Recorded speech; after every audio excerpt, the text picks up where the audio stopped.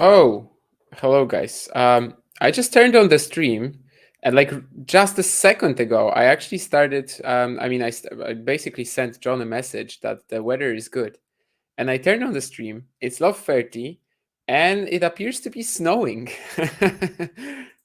That's a fantastic way to start this broadcast.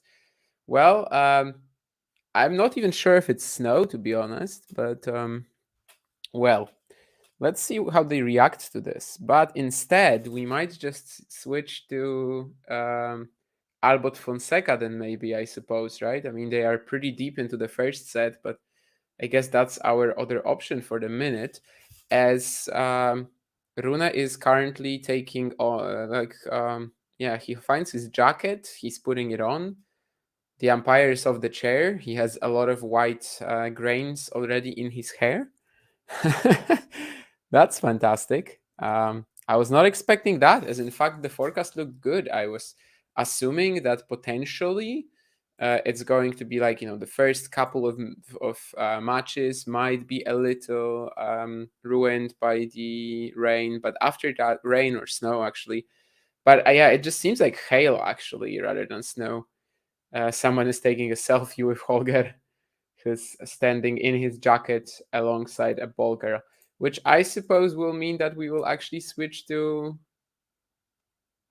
Albot Fonseca for the time being, because, well, whatever's happening in Munich, I'm pretty sure it won't be 5 minutes that the break will take. So I will cross over to another European country, Bucharest. Well, Romania, of course, if we're talking about countries, but to another European city in Bucharest. John rudely interrupted. But yeah, Fonseca is 5-4 up on serve. This is, of course, also an event that's been struggling with the weather. And in fact, tomorrow, some players will have to be on double duty. Francisco Cerundolo, for example, he's a seed. Talon Higspor, he's a seed, and they still haven't played their matches. Like they still haven't played a single match in Bucharest this week. So actually, it's both Bucharest and Munich that's been really like hampered by the weather this week. Currently, as things stand, and Higspor will actually, is supposed to play today in Bucharest, but Cerundolo isn't. So is Cerundolo the only player who hasn't appeared on the court yet? I guess also Korda, right? Yeah, in Bucharest we've got Korda and Cerundolo, who will start their tournaments tomorrow, which means that they will be on double duty. Well, yes, it is actually like a bit of a hail delay. Even it's the weather in Munich is about 5 Celsius this week all the time, and also it's been raining, snowing, hailing, every single thing. So well, that event is going to be a 500 next year in the same week. Just let me remind you of that. But of course, we will figure it out. I think instead we can just watch Fonseca Albot.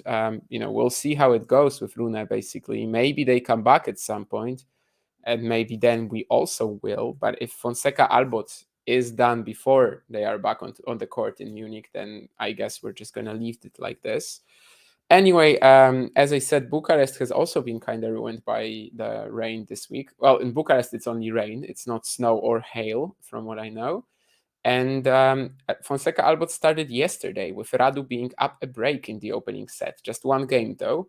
And today they're continuing. Currently 5-4 Fonseca. So since that, resumption of play, Fonseca has won 5 games, Albot just 3. And now it's the Moldovan serving to try to stay in the set. And you see, this is why Stuttgart, where John is, of course, this week, is the perfect event, because it might be hailing, it might be snowing, it might be raining, it might be thunderstorms with lightning, but we'll never know. And all the matches will be on time, unless, of course, some of them will finish at 1 a.m. Just like Paula Badosa and Arina Sabalenka did yesterday. Hail, Nurlan, is this more solid version of snow. The best definition ever. But I mean, it kind of is, you know. I don't know how it is in Turkish or whichever other language you speak. But yeah, pellets of frozen rain which fall in showers from cumulonimbus clouds is what the definition from Oxford tells me. Yeah, it's more solid version of like frozen water coming from the sky. It's actually quite dangerous if it is like in like big blocks. It can be hurtful both to property but also to individuals.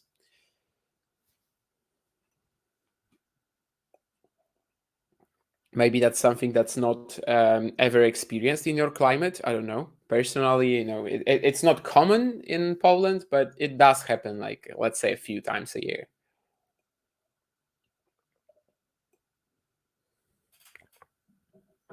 Anyway, 5 games all in Fonseca Albot.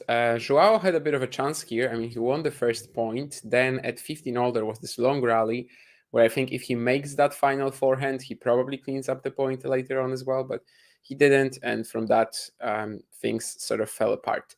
In Bucharest, from what I understand as well, from the morning, like it wasn't actually raining. It hasn't been raining for a while now, but they couldn't get the courts going. Like they couldn't actually set them up to be like suitable to play because of all the rain that's been happening on the last few days. And I was also doing the watch along on Fonseca against Sonego in the opening round, and it was very clear that the courts in general are kind of not suitable to play. The amount of bad bounces is pretty high. So it's a deadly combination, but you know what I can see right now is a pretty dry court anyway.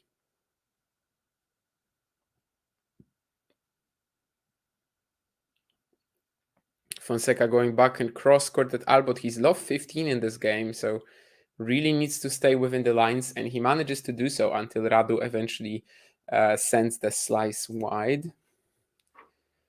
You know, it might seem like an easy match to you for Fonseca, you know, Albot, but of course he's a veteran. He's a very consistent player. He's someone who, if you're 17, is not exactly a pushover for you, despite your amazing raw talent. So it still would be a very nice step for Fonseca to just win this and make the quarterfinals.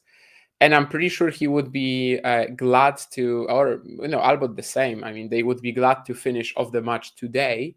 As I said, I mean, there are already a few players who will be doing double duty tomorrow, especially the ones like Serundolo, Coria, and Corda Barrer, who will definitely have to play 2 matches in a day. And in fact, I think very few second round matches will be done by the end of tomorrow's play. I mean, today's play in Bucharest. I think it's only Fonseca Albot, Borges Mute, Fucovic Grigspor, and Tabilo is already through to the quarterfinals. So basically, if they end up pulling it off today in Bucharest, if they end up pulling off the schedule that they are going on, sort of working on right now, then the entire bottom half will already be in the quarterfinals, but the entire top half will have to play 2 matches tomorrow. Rough, but what else can you do, really?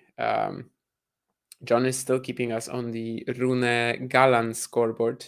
I think maybe it would be better to switch up to Fonseca Albot, but oh, okay, actually, he's done it. He's done that. Thank you. And 6-5 Fonseca currently. So maybe soon we'll be going into another tiebreak. I'm saying another because he was also playing one with Sonego in the opening set, the 17-year-old prodigy. That was quite an eventful one as well. 6-1 for Joao until 6-5 then, and then a great combination from him ending up at the net. But that was some smart tennis in the previous game, especially the low 15 down point when he's like very cautious, plays it safe with good margins, eventually gets the error from Radu. The drop shot at 15 all, also a pretty nice combination. And wait, I mean, we'll see. As I said, it's like kind of a bit of a tricky match, even if it doesn't seem like it. Like if you're very young and you're playing someone like Albot, who of course has all the experience in the world and also recently has been playing pretty well. I mean, made the challenger final in Girona, where he lost to Pedro Martinez. definitely has been one of his stronger patches of late rather than worse ones. Now, after the changeover, we will get to see if he serves it, if he manages to get it to a tiebreak. I think that's his wife in my view here. I remember her from the Challenger in Danderit last year when she was with him and their child.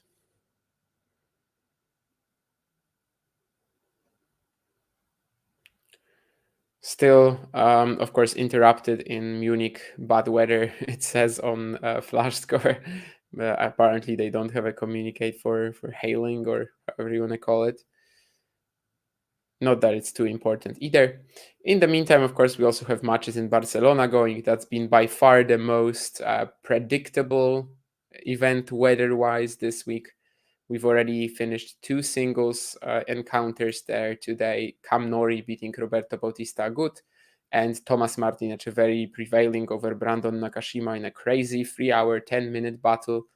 Currently, it's Dusan Lajovic as well, up a break in the third set over Alejandro Davidovich Fokina. That's a pretty interesting, intriguing result if it comes to be. And we also have Arnaldi and Truncheriti, but basically just starting up there.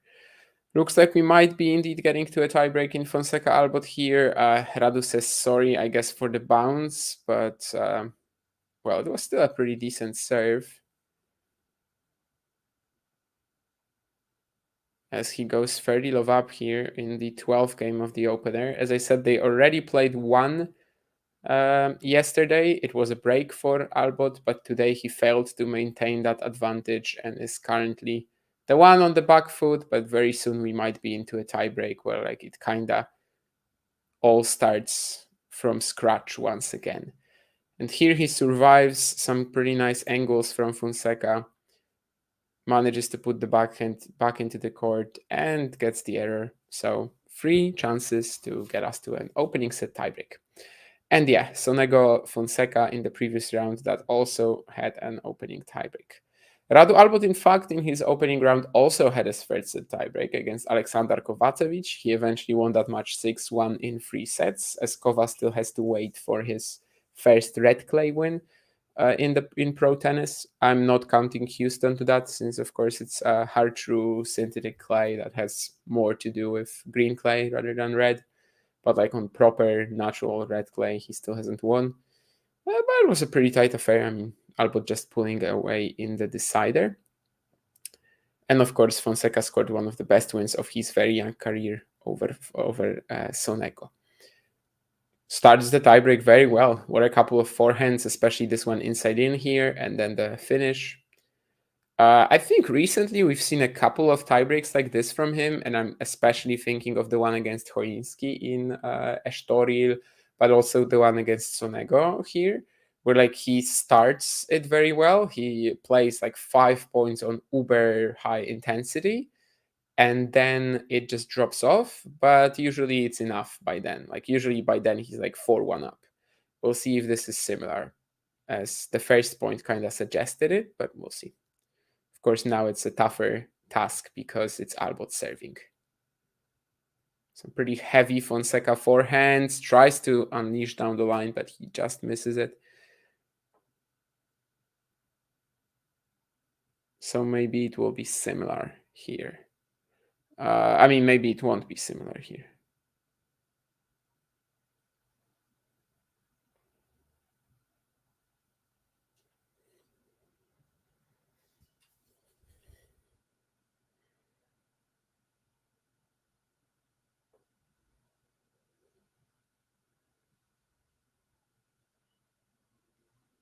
Might be a costly double fault from Radu Albot's racket. Pretty weird as well, just like he kind of had, a slight case of eeps on this one. Just not setting up for the serve properly at all. Kind of decelerated with it. So it's an early mini break for the 17-year-old Brazilian, who of course got a wild card to this event in Bucharest. Lots of wind we can also see by the movement on the trees and the players' clothes. So I guess both the 250s on the ATP side this week are really struggling with their weather. What a forehand though from Fonseca. I was a little worried about the contact point there going down the line. Like it just felt like maybe he could use an additional step forward into the court with this. The ball from Albot was pretty short, but Fonseca proved me wrong here with this ferocious strike. 3-1 up, and well, after all, maybe we can have that 4-1, 5-1 lead or something like that, and sort of have this tiebreak go a similar pattern to the ones against Choinski or Sonego. But that will all depend on the next rally, of course.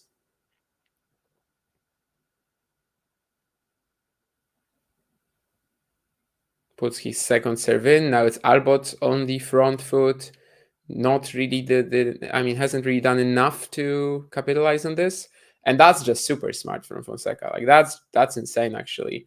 The way that Albot just left this point for a moment, like just didn't really capitalize on the positioning advantage that he has, and then he just loses his balance because of it. Because he has to like pull back from let's say between the baseline and the middle and the service box, and Fonseca just instantly sees it and comes up with this forehand drop shot that's ungettable in this scenario. If Albot wasn't so lost with his footwork there, probably he would get it. But it's a great catch from the 17-year-old. A really smart play here, and he goes 4-1 up with just one more point before the change of ends. Second serve for Radu Albot.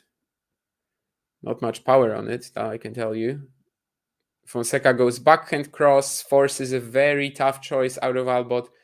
He was trying to go down the line, but he misses it. So it's 5-1 Fonseca, and maybe indeed this will be another tiebreak, like against Choinski or Sonego. Like the first few points are very energetic from Fonseca. Then some issues happened, and like he kind of can't cross the line, but the early leads turns out to be enough. We'll see if we also have some sort of a turnaround from Albot, at least an attempt.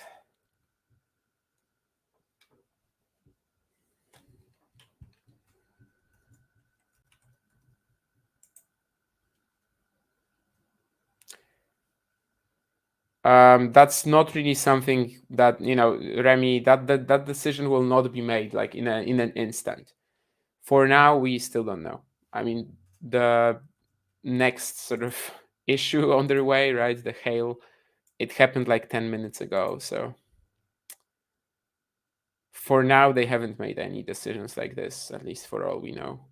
If I see any info regarding that, I mean, if you really want to know, probably best to check out the social channels of social media channels of the BMW Open.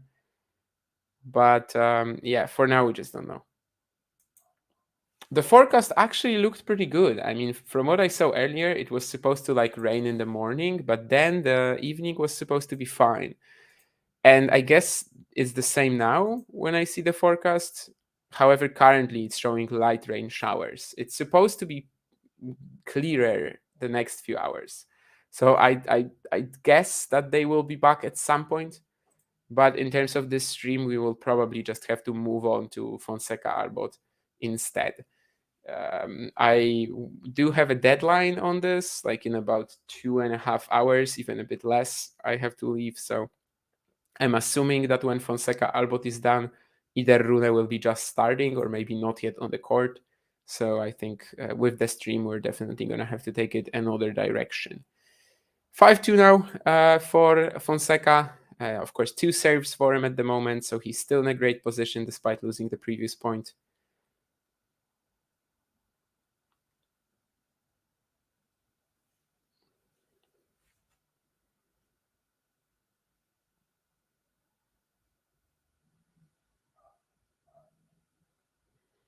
That one landed really deep from Albot.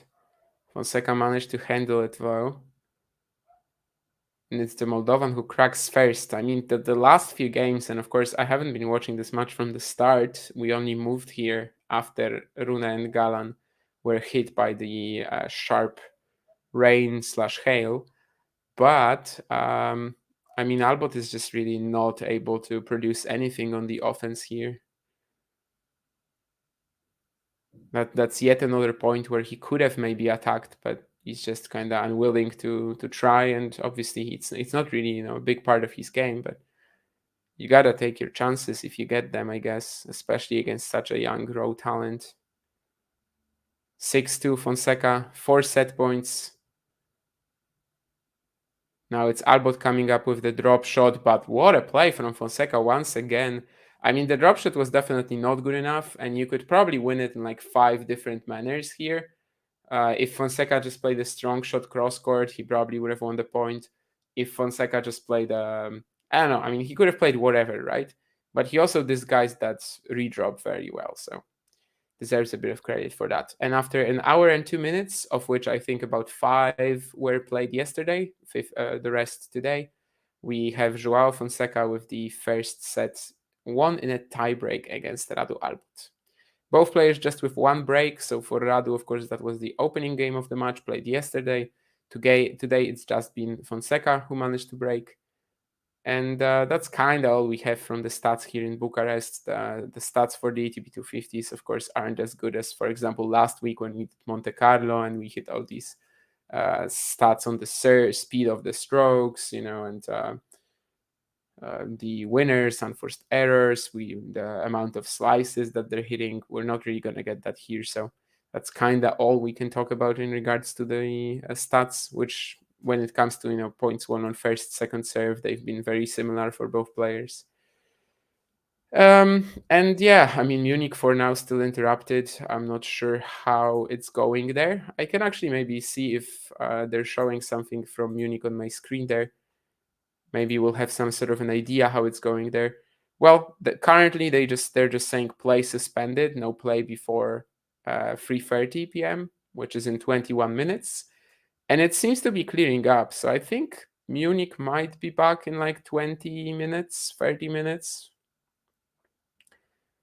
But of course, it's kind of subject to change if we get more rain. People are still sitting in their umbrellas, so maybe it's just on my camera that I'm not seeing some light drops of rain. But anyway, of course, for now we are just going to focus on Fonseca Albot and then see see how it's going. Some German flash score on our screens from John's computer. Sats. I didn't know that's set. Sand, I guess, is clay. Would you agree with the idea that Sabalenka is in the top 3, top 2 clay court players in the world? In Stuttgart and Madrid, yes. In Rome and Paris, maybe. But that's also because it's not too competitive there. Like on slow clay, especially, it's Iga and nothing else. On faster clay, yeah, sure. I mean, there are players who can trouble her much more easily. And I would say that's kind of it.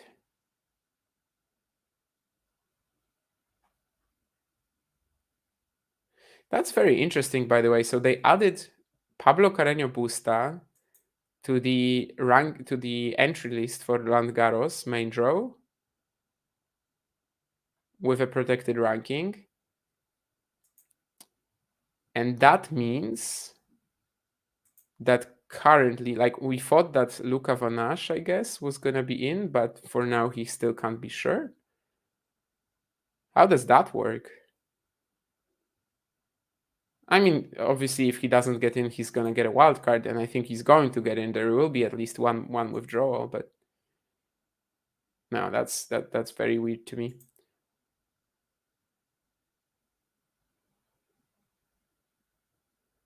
The question is, did the players who are like just behind the cut, did they know that Carreño Busta was also gonna be there, or are they like just finding out? Because if so, that's ridiculous. Anyway, Fonseca and Albot back on the court. And instantly the Moldovan goes low 30 down. Nice backhand cross court from Fonseca. He's playing with quite a lot of margin here, I have to say. Like it's not just going for these sensational, massive power winners. but he can also stay within the lines when he wants to, and that's a bit of an improvement, I would say. It's not always that he's had that ability this year. I mean, he's definitely had some rough losses against guys who just grind well and defend. I don't know, Dimitri Popko in Buenos Aires at the beginning of the season, for example. He's had some very tough matches in the final run in the Asuncion Challenger, for example. Like, even though he won against Orlando Luz, it was a match he pretty much stole from him.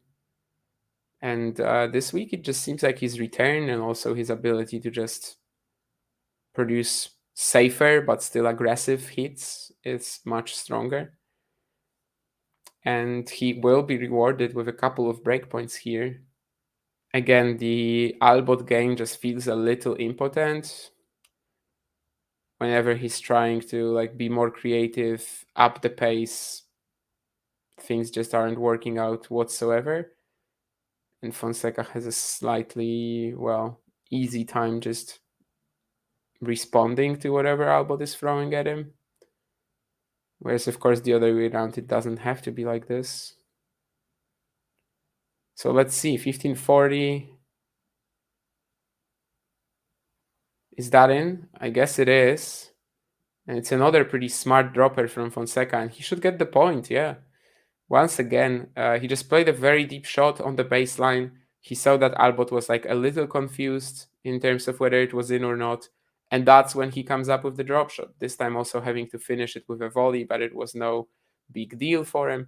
So he is currently a set and a break up. And I mean, since I started watching this one, he's having a very composed, mature performance, I would say. Perhaps the most mature I've ever seen him play, actually.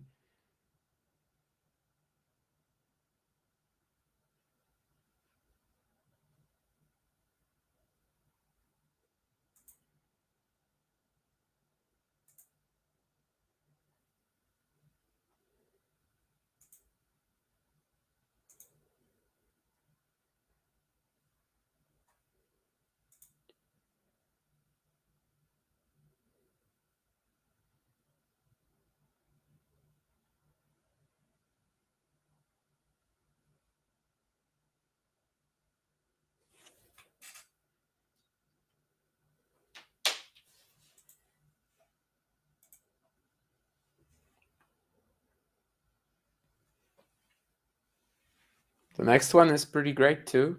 Lots of sustained aggression on the forehand, gets it into the corner, gets the error.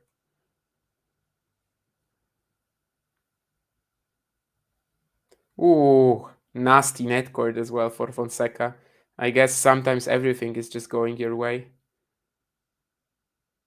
The wind is also bringing in some residue from a nearby tree or something like that, and the court is getting pretty messy in Bucharest. This week is really quite a show in terms of the weather, both in Bucharest and Munich. Perhaps not as extreme here as in Munich, where it's basically rain, hail, snow, and stuff, despite it being middle of April.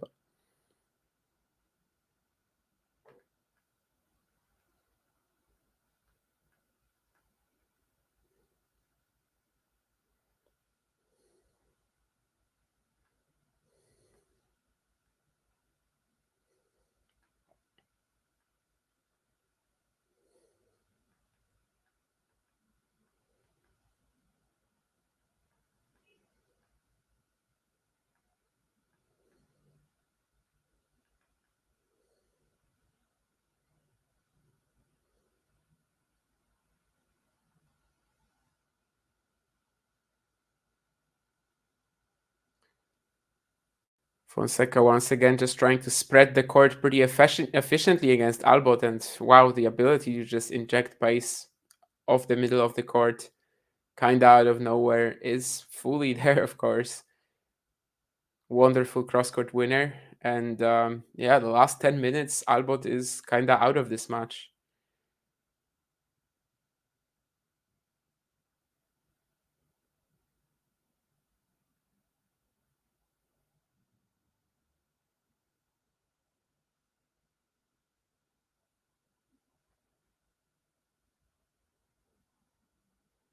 powerful return like this, though, is a pretty nice way to return in it. I mean, no pun intended, really, but to return into the match because eventually he gets the point done as well with this drop shot and back and down the line pickup combination. But of course, it was all set up by the return, really.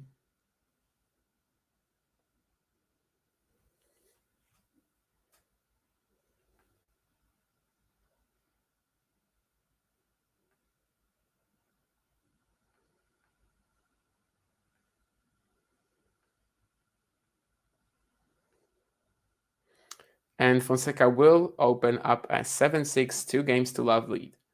In very good position to take this match. We'll see if he is going to be able to do it.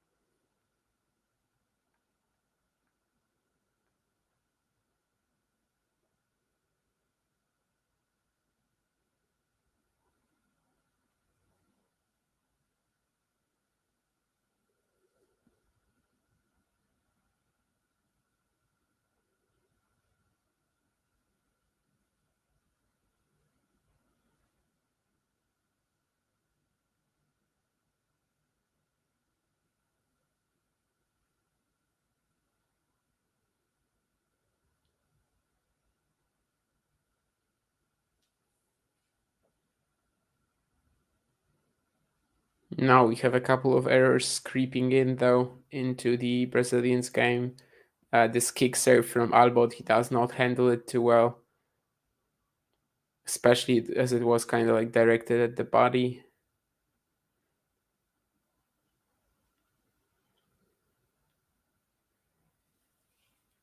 But of course, being up a set and a break would not be too bad. Definitely not. I mean, it is not too bad, so kind of whatever happens in this one, he'll be fine for now. I mean, that's a rough net approach from Albot. I think it kind of just shows his desperation here. Even though he's 30 love up, he's like kind of unable to find a clear way of playing out this point and just sets it up for Fonseca there.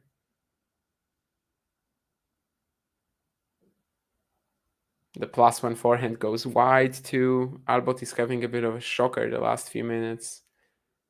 And yeah, especially on the offense, he's just kind of powerless.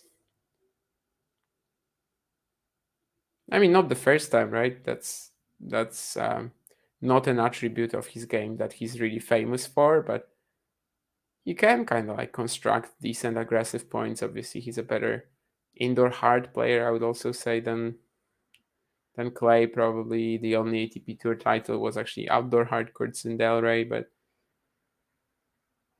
he's just kind of struggling so far when the consistency isn't enough. But he might get this game. Fonseca misses the forehand return wide. And it would be good for Albot to stop this suddenly very dangerous streak for the Brazilian. Really nice spin on this one. Fonseca drop shotting, although it was more like a short slice type of thing. Actually, yes, I don't know what his idea was. Like, if he was just trying to drop shot here, then of course it was poor execution. If he wanted to play a shorter slice to then sort of just switch to a bigger forehand when Albot was going to be still in no man's land, that sounds like a very smart play, but he didn't pull it off anyway, so who cares? 2-1 up.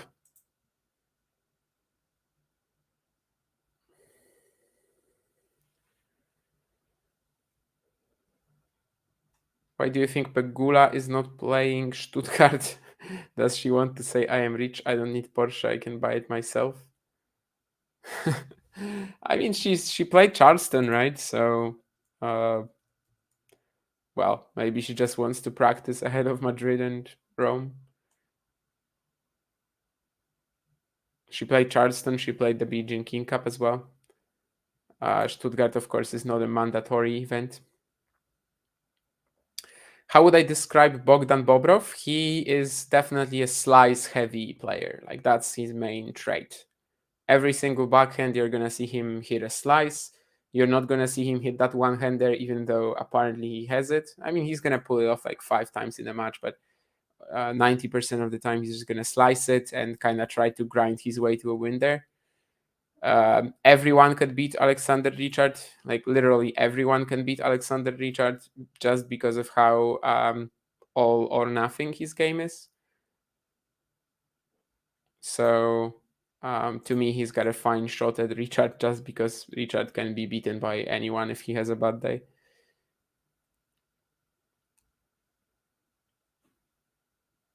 Will Fonseca have a wild card for the French? I find it very, very unlikely.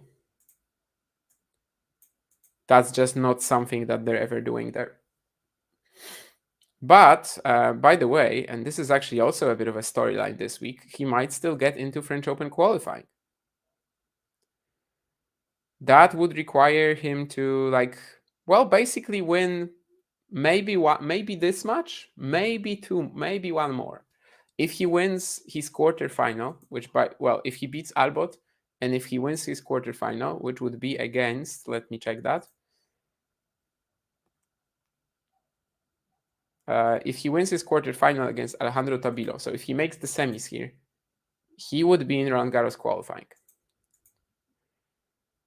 This is the last week that counts for that.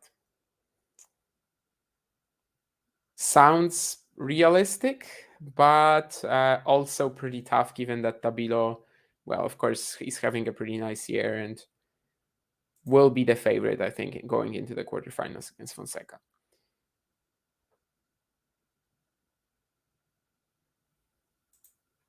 Of course, first Joao has to claim this one against Albot. But I have to say that Roland Garros wildcard just seems very unlikely.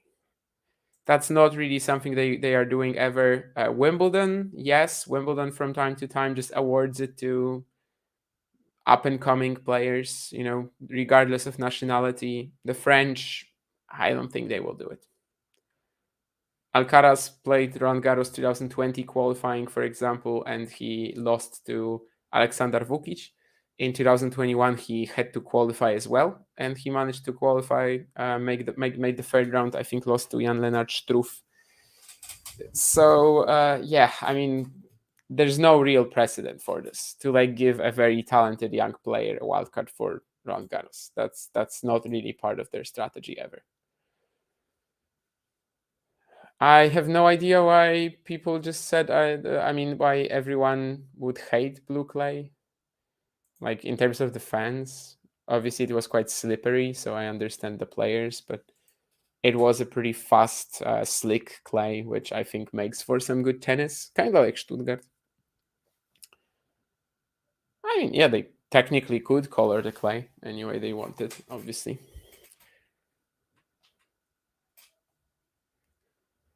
Matthew says that it should be, that Munich should be scrapped and played somewhere where it's sunny. Apparently, last week in Munich, they basically had like a very summerish weather. It's just this week that's very unlucky. However, this event has had issues with like snow in the past, so I feel like there's truth to both sides of the argument there. Yeah, as for now, I mean, we're still waiting on Munich. We'll see how it goes. For now, we're watching Fonseca Albot. My deadline to leave the stream is like in 2 hours. So if by the time Fonseca Albot is wrapped up, they're still not playing in Munich, then we'll probably just finish off the stream. If it's the other way around, and if they actually started, I'll probably try to catch Galán Rune as well, given that I'm assuming it probably won't be that long a match, but we'll see. Joao Fonseca with a nice kick serve here goes 7-6, 3-1 up.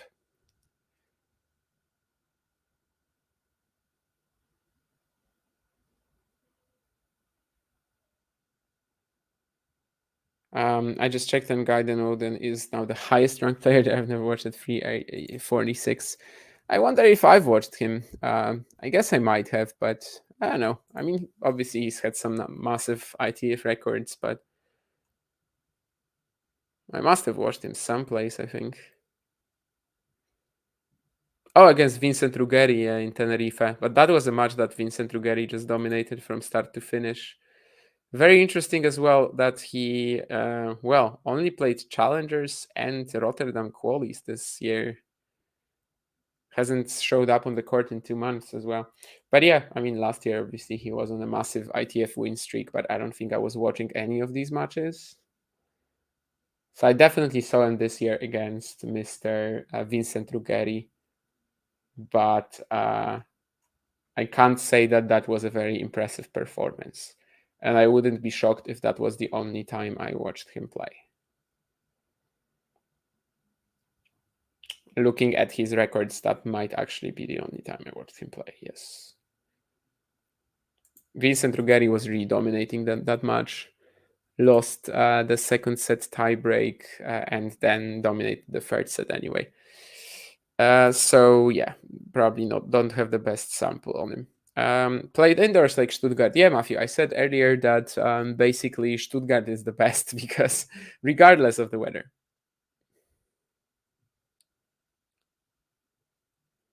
Regardless of the weather, regardless of what sort of conditions we have there, they're always going to play. However, they might get a bit greedy and start 5 matches in a day from 12:30, and then they force Sabalenka and Badosa to finish their match at about 1 a.m. But, it's still better than, of course, not playing at all.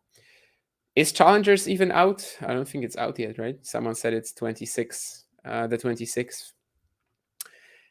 Do I get bored of the slams?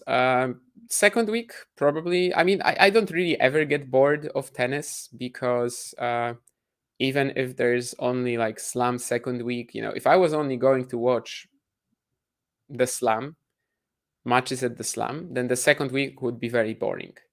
But since I watch a lot more than that, I never really get a chance to be bored by tennis. So probably if I was only watching the main tour, I would be bored, yes, because it's just not enough. I mean, sometimes you have just like 1 or 2 events, and what are you supposed to do the rest of the day? Am I more excited by the challengers than the slams? I have to say. I think I like the best of both worlds, which is kind of slam qualifying, ATP 250, bigger challengers. That's probably going to be like my go-to, if that makes sense. There was a line call here disputed by Albot, or actually Albot stopped the point, and I think he lost that discussion with the umpire. Of course, if the umpire doesn't agree with you, then you're kind of out of arguments as a tennis player. Once again, some fantastic forehands from Fonseca, even though they were played from like a tricky position. Very short ball from Albot, good angle, cross court, and yet Fonseca still finds that margin here, finds that spin. He's really hitting with a lot of it today and gets a break point to go set and a double break up. And as I said, since I turned on this match and was at 5-4 Fonseca, this hasn't really been a contest. And if he takes that break point, it will just be, a stronger feeling like this.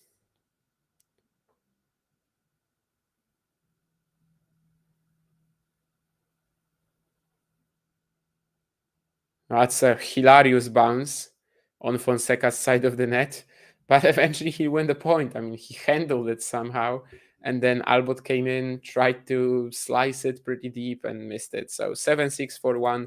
Fonseca really close to the win at the moment.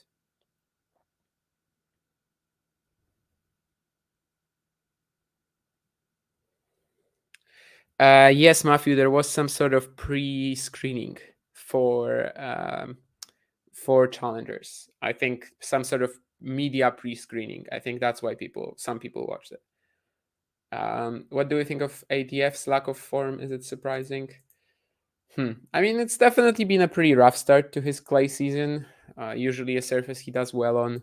But as it's Davidovich Fokina, we probably kind of just... It's like with Franz Serundol, right? We just sort of expect him to have the high peaks at some point this year. And we never really expect consistency from him. But yeah, it's a weird beginning to his clay season for sure. Only 3 games against Korda, losing to Lajovic today, and also that tooth infection we were talking about yesterday.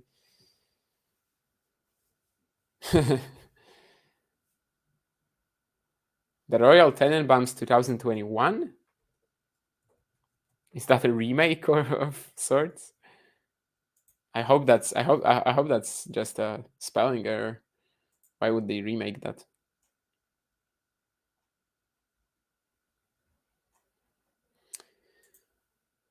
Spelling, not even spelling. Don't worry, yeah. If my face gets bigger, it's gonna be fine. Gautier is actually the highest ranked player you've never watched. Sure. I mean, he had some very nice runs in South America in the Challengers. Uh, pair of swings that's like kind of like really extended, and well, I think the last couple of years kind of showed us who he probably is as a player. Just hasn't been able to make it long term in the Challengers, but on the ITF tour, he's actually quite dominant, right? Time and time again.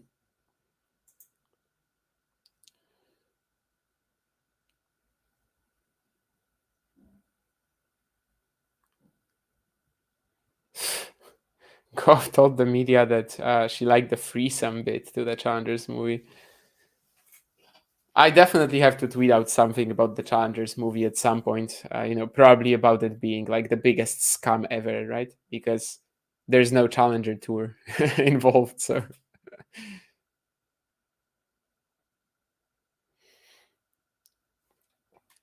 But yeah, if she liked the threesome beat, I'm gonna say that that's probably something that will not make the match very interesting to me. Then the film very interesting to me, as well. It probably won't have that much to do with tennis, right?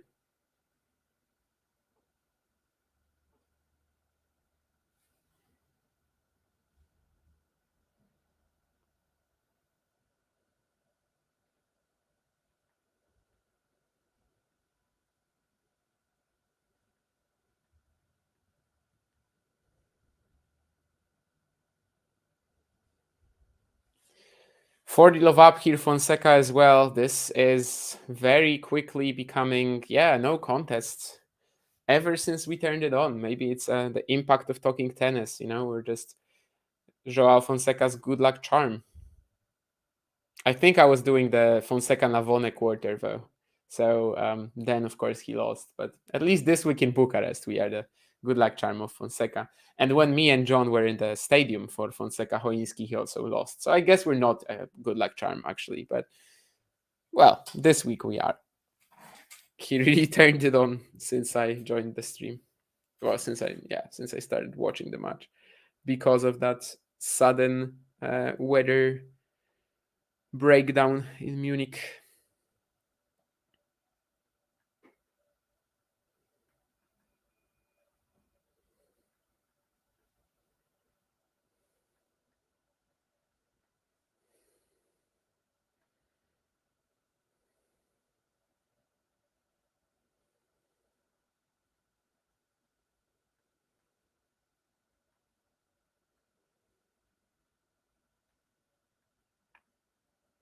And I'm very glad that actually you guys pointed out. I mean, you guys asked basically if he can get a wildcard to the French, which I don't think he will. But I'm very glad that you pointed out that sort of reminded me that this is a real possibility for him now to make Roland Garros qualifying. And basically, after this win, he will be like on the verge of the cut, probably a little below it, I would assume. So beating Tabilo tomorrow would kind of be the requisite to me.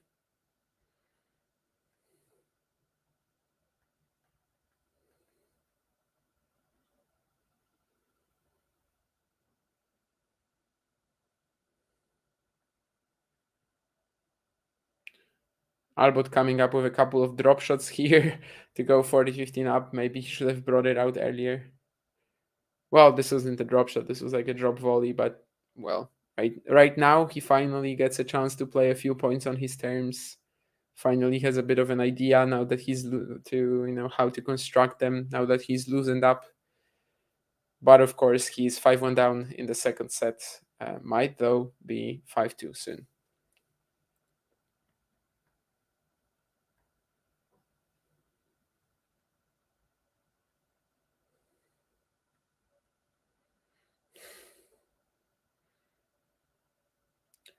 He floors Fonseca as well here, but well, it's just the changeover 7-6, 5-2 for the Brazilian 17-year-old. He'll get at least 2 chances to serve out this match, so we'll see how it goes. Of course, he's 17, Radu Albot is 34, I think, so this is quite a battle of generations, twice his age. Let's watch the replay of how that happened. Yeah, Fonseca trying to get that passing shot, basically diving for it. Doesn't seem like anything happened to him, though. This second set has been rapid, too. I mean, I remember the first one was already over an hour, and now we are at hour 31 only.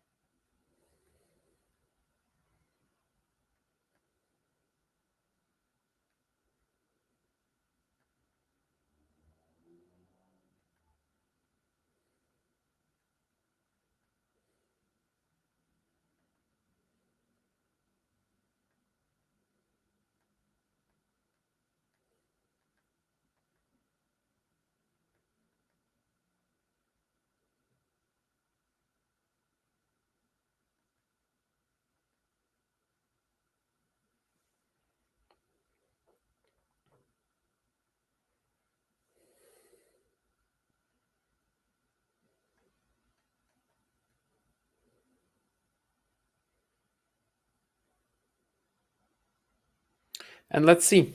Can Joao Fonseca make his second ATP Tour quarterfinal? Of course, the first one being earlier this year in Rio, which was an ATP 500, which technically makes this one, of course, a lesser achievement. And all in all, it probably is, but it might be just as important or even more important. Loses the first point. The next one is very flashy, though.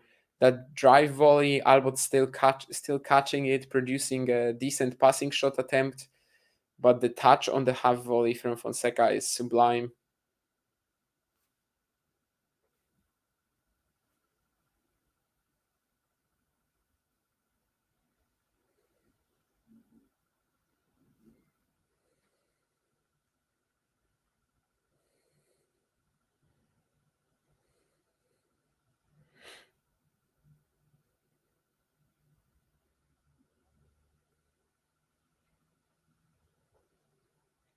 Spreading the court well on the forehand, finds the line here.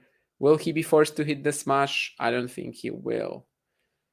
Again, this is like a very good show of Fonseca's ability to actually spread the court on the forehand. Like, that's not really something he's known for, right? He's known for these crazy accelerations and the insane ball striking, but here he's directing the ball around the angles very, very well. And that's kind of been a big story of the part of the match that we watched.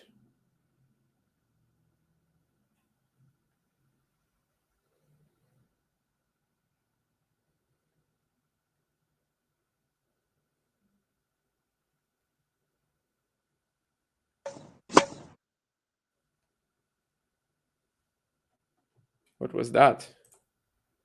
That was no, I don't know. Anyway.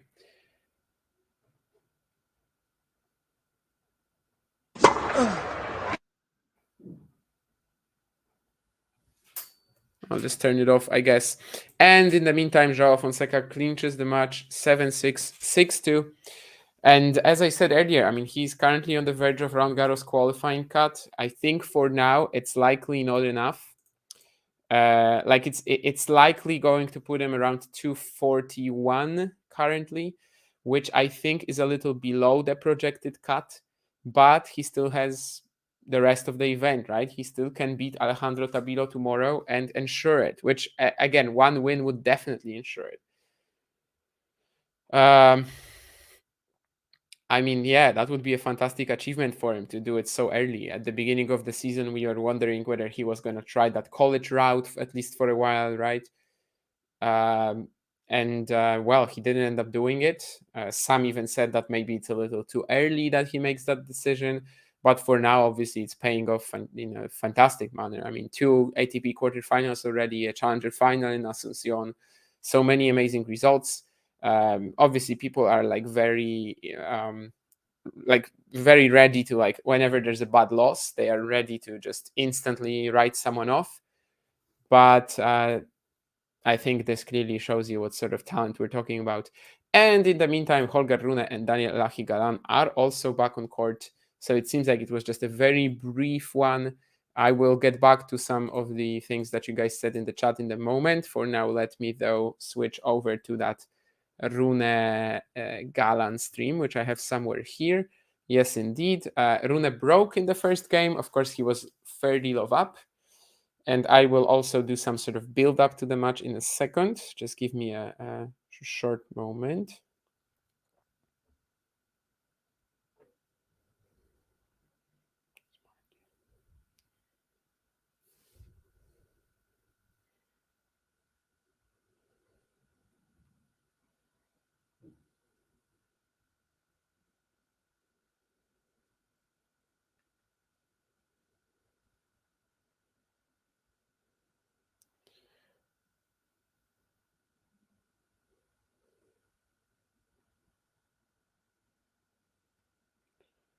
All right, and when it comes to Rune Galan, of course, this is the first match of the event for Holger.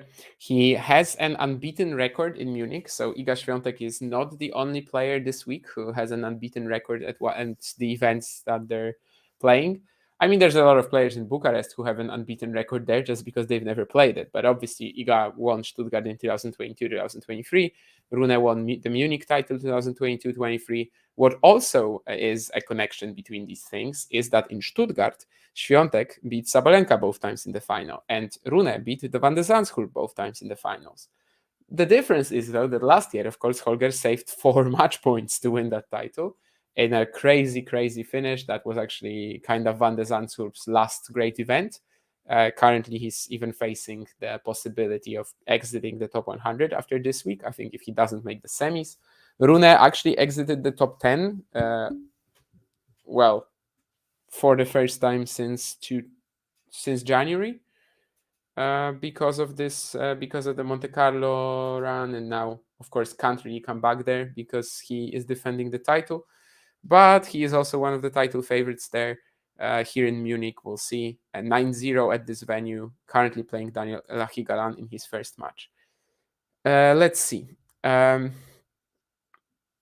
Threesome, I think she meant love triangle. Yeah, but I think there are some sexual scenes there. Like from the trailer, it seemed like that. So she might have actually meant threesome.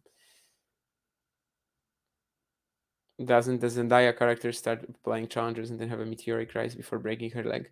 Maybe. But, how can Zendaya play challengers if there are no challengers on the WTA side? Yeah, that's kind of my idea after seeing a trailer or something like that, actually. That, yeah, it seems to be a bit of a soft porn film with the tennis story. It's like 50 Shades of Grey, right?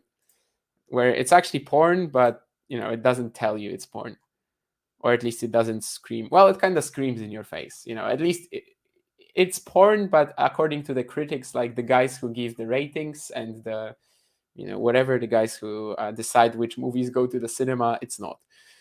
But we'll see. Garin against Alex. It's kind of surprising that Mikkelsen won the first set, because honestly, when I saw that first match of his against Reberg, well, that was not a good clay court battle. Let's say that. Both guys looked lost in that one. And I'm surprised that Mikkelsen won the first set, but as long as Garin, is healthy, fit, I would expect him to still win that. We'll see. Is the weather looking any better? Yes, it's actually looking really good, and it was on the forecast earlier too. But apparently, it was just like a 5-minute breakdown, and currently we are okay. We are at deuce also. Some very good angles here on the forehands cross from both guys. Let's see who claims this point, and I will get back to reading the chat in a second. Oh, it's actually game point. The scoreboard wasn't updated. and Rune claims the game as Galan eventually misses the backhand into the net. We have lost the scoreboard for a second. John said that this might happen, but he also said not to worry, that soon enough you're going to see the scoreboard again and my face in a slightly smaller angle. We need more variety, like in darts. Some tournaments are double in, double out. We could have serve being worth 2 points and only one serve allowed, for example. Spoken like a true ultimate tennis showdown fan, Keen. I actually don't feel like we need that, but something for everyone, right?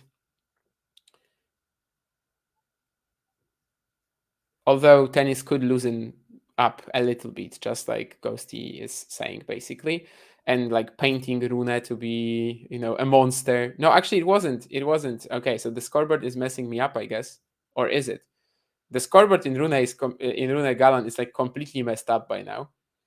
But I think it's already Holger serving, isn't it? I mean, sorry, it's Galan serving already, right? And the first point to Rune. Let me see. Anyway, that's a great combination from the Dane. Lovely aggression, the inside out, inside in combo. He's playing long sleeved. The legs are covered up too, because of course this. No, actually, this was the break point. Okay, so the scoreboard is just like completely messed up for now. Maybe because of the weather, who knows? Hopefully, it will get fixed. But now it's gonna be Galan serving at love 2 down.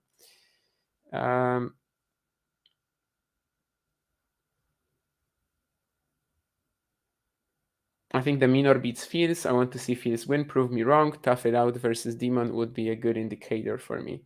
Yeah, Matthew, I'm kind of in the same boat. I would love to see a Fils win. I just don't believe it. I think it would take the best performance of his year. And I agree with you that like even being close to Alex, even being close to the win, but especially taking it, would be a fantastic achievement, and would be really something sort of getting him back on track. So I am excited about it. I want to watch it, but I don't feel like he has a good chance to win. That's a fantastic point for Galan, though. Maybe this is something that can help him ease his way into the match. Lovely forehand on the run. Flattened this out so perfectly. And indeed, as Sean says, I also would love to see Raducanu against Świątek, yes. Rybakina did not lose. Rybakina beat Kudermetova 6-4 in the third. Vondroushova also beat Potapova already in Stuttgart. And the third match is Paulini Jabeur. Rune barely gets that return in, slicing the ball currently. Will he step into that backhand? It's going to be sharp enough for Galan to miss the slice. I think I'm almost done with the chat as well.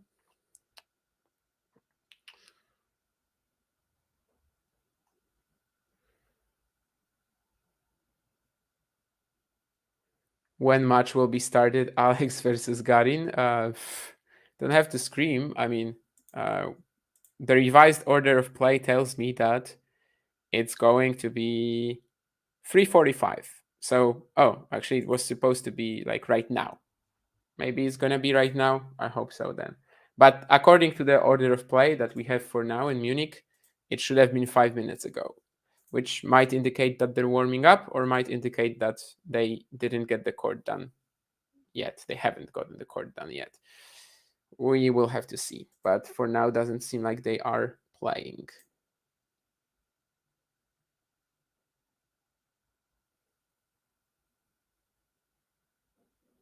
Why has the brew been so poor in the last months compared to what we know he's capable of? Do we actually know what he's capable of? Is my question. Because yeah, he's got a nice frame and like sort of has proper potential to grow into them. I agree with that. But I think a lot of the good results that he had last year, like the final in Prague and kind of it really at the challenger level, like they were kind of better than where his game was, you know? So obviously this hasn't been a nice season for him so far, but I do think that he's still like in the trenches with the development of his game, and he hasn't to me he hasn't taken much of a step back. Of course, it doesn't help that he probably hasn't been too healthy. I mean, he literally retired in his last match as well. But I was not expecting like a massive breakthrough, I guess, from him this year. It seems like it might take him some time. I hope that it will, though, result in something good in the end.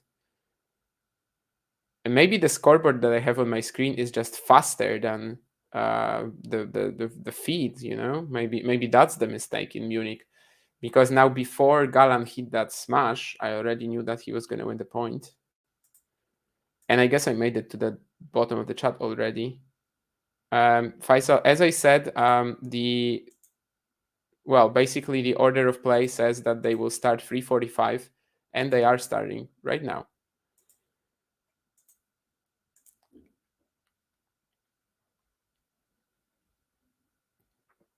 Garbini Muguruza, when is she coming back from her break? I mean, she didn't say. I mean, it's indefinite, right? I mean, she's trying to relax and start enjoying it again, and it's indefinite. Sinner is going to play Bastard. Oh my goodness.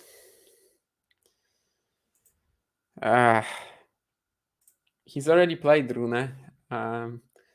It could be also like another one, like if you put a comma after play, right? It'd be Sinner is going to play Bastard, because you're angry that he's playing, I don't know, Madrid, and you want someone else to win.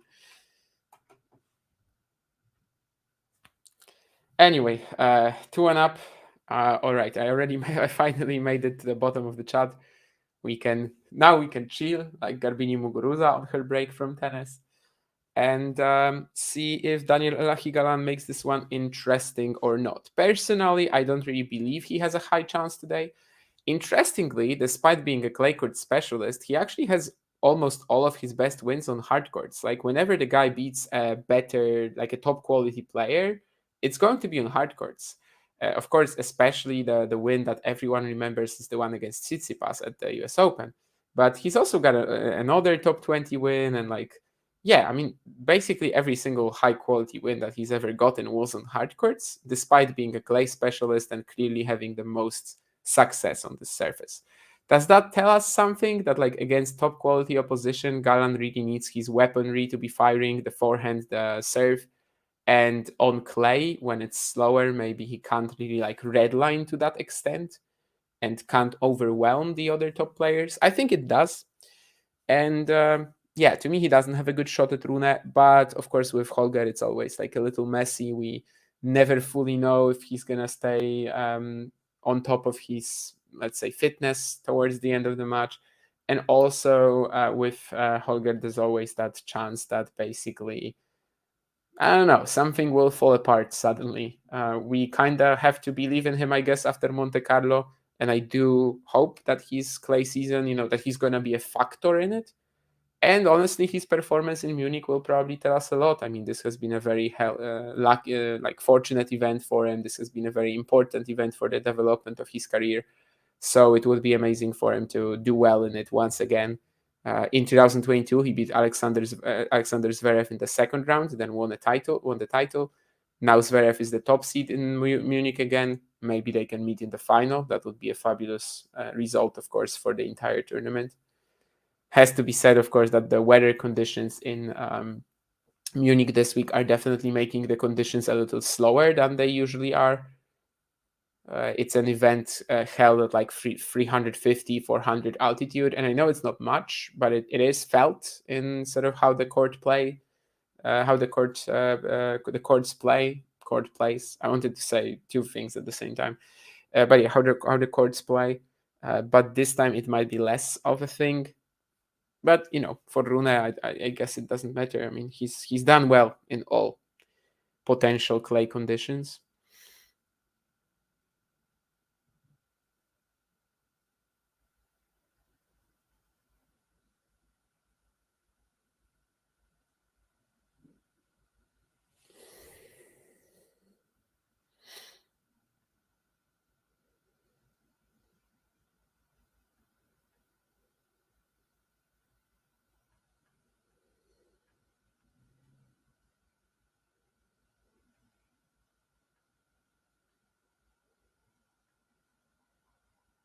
Rune approaching the net at 30 all, manages to clinch that smash.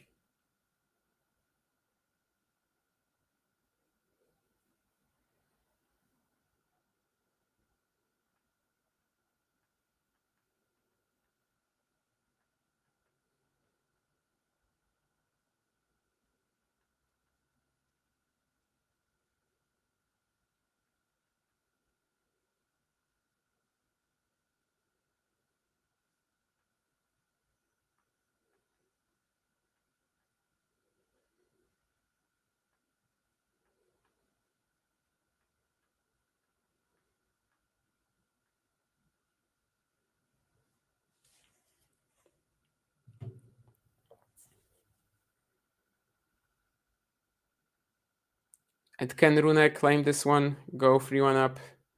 Seems like he can. The +1 forehand is good enough to bring out this error from Galan, who so far is not really pushing the Dane that much. Of course, earlier today in Munich, we already had a match that managed to get, was done before that, before another weather break. That was Taylor Fritz beating Alejandro Morocañas, lost just 4 games there. And Faisal's favorite match, Alex Mikkelsen, Christian Garin, is into its second set. 2-4 down, Mikkelsen currently, but he won the opener. In other news, Arnaldi is crushing Marco Trungelliti, 6-3, 6 love. Probably as it's 3 match points up. Someone earlier mentioned Davidovich Fokina result. So basically, soon enough, there will be a couple more matches starting in Barcelona. And in Bucharest, it's also Fujovic and Grigspor getting to the court. And Borges Mute have been playing for a while now, with Mute winning the first set 6-2. That's quite a blowout. Let's see what's happening in Rune Galan here. Again, not that much damage that the Colombian is doing with his pace. Eventually, it's his shot that goes out rather than Rune just safely counterpunching and using the Colombian space to stay in the rally. Arnaldi did clinch that match against Trungelliti, so the magical run of the 34-year-old is coming to an end. Nice serve down the tee for Galan.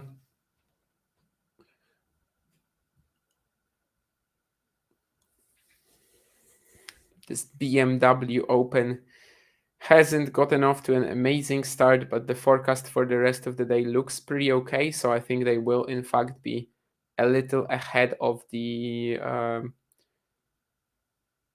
Bucharest schedule. At least that's what it seems.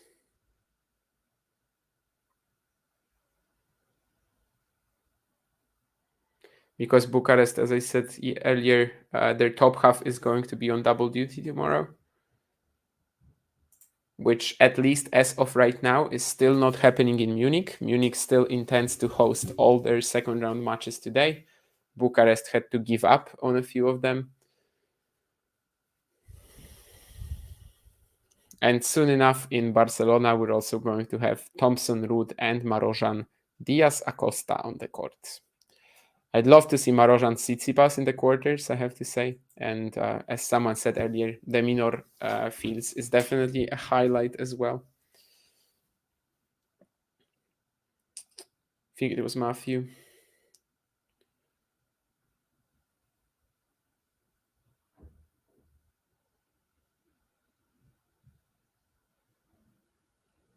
That's a really nice point here between the two guys again. And wow, what an incredible shot from Rune as well to win it. He was playing this one so close to the basically the line on the left side of the court, to the doubles alley on the left side of the court, just spreading the court with his forehand in amazing angles. Galan comes up with this good counter. It seems that Rune might have some issues, but no, the half volley touch is just absurd.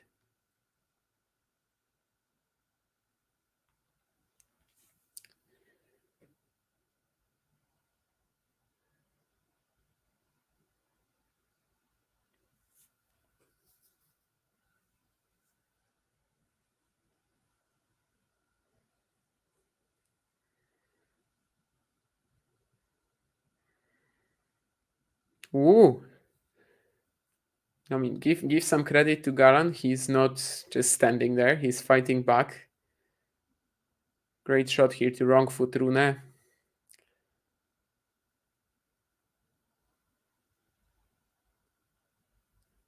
Whips it a little bit more on the forehand and just doesn't give the Dane any option to react.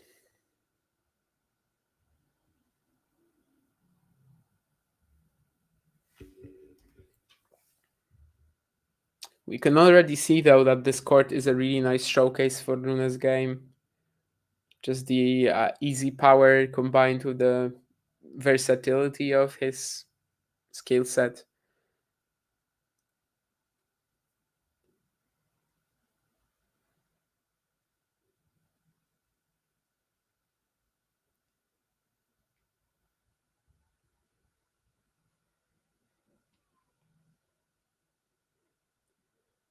tries to pull the trigger here on the second serve return, but is gonna miss it long.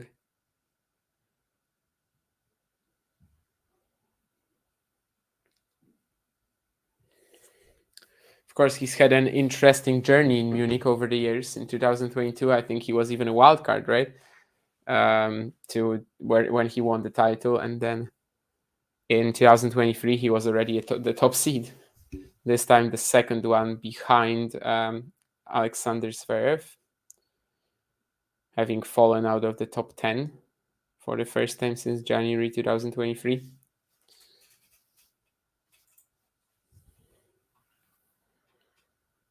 Galan still can't get himself out of this game.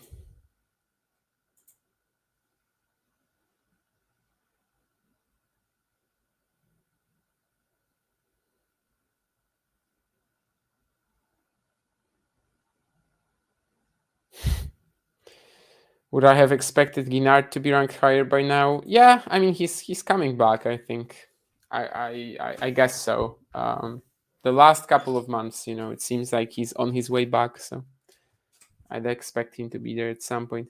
Talking Paolini, I mean, if it was talking Paolini, we'd have to do a watch along for Paolini Jabert, and we're not doing that at the moment, I guess. So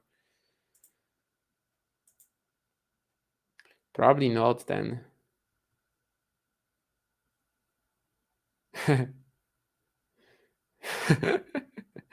That's an interesting question from Keen as well. And Matthew very confident that for 50 quid, John would be sponsored by the Saudis, the Public Investment Fund, right? Just like the ATP, says on the rankings. I would consider it, but would eventually turn down the Saudi oil money. Depends on what the terms are, right? Like if they were just going to sponsor me, and I don't really know what they could expect from me, But I wouldn't be like actively against it, I guess, So many sports, so many companies in the world are getting paid off by Saudi Arabia. But if it included some sort of propaganda for them, then no. Then yeah, no. I guess you could make an argument that like even taking that money is already being included in the propaganda, and I kinda have to admit that, yes. That's gonna be a breakpoint for Holger Rune, as this time that attempt to slap a forehand return actually works out.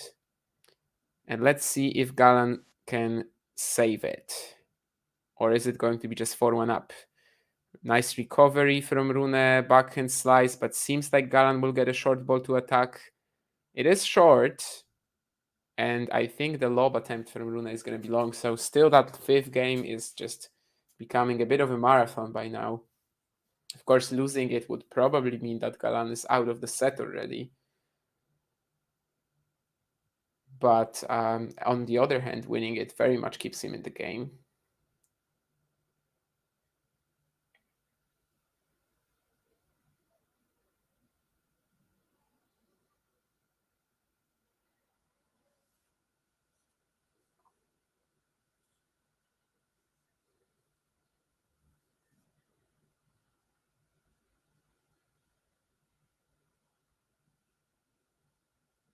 Nah, that drop shot isn't going to cut it from Rune. Probably not the right moment, or definitely not the right execution for this one.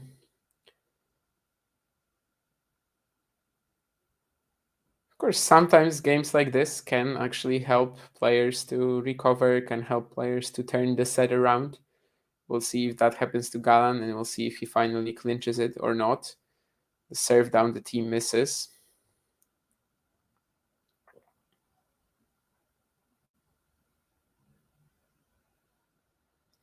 And once again, Rune is able to capitalize when Galan just throws that second serve into the middle of the service box. This time it wasn't in his like comfortable zone with the forehand, so he had to run around it, but it doesn't matter. The pace on it doesn't allow Galan to control it and find the backhand counter down the line. So we still haven't gotten out of this very long game.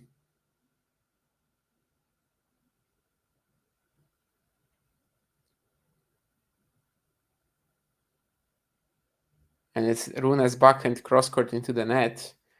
He's reacting to it quite lively now. Like, just seems like he probably wants this wants to be done with this game by now, and obviously wants to be done with this game in his favor rather than Galan's. But for that, he still needs to win a few points. One of them he just did. It's a complete shank on the forehand from Daniel Elahi, Galan's racket. Funny reaction from Rune as well as he headbutts the ball coming at him. Of course, that was a long way after it bounced already, so that, it's so not to lose the point. That would be even funnier, though. Did he really miss it? I think I thought it was close, but I guess he must have. The umpire says so. So one more game point for Galan. Some very short points here, but still no one is able to end this game.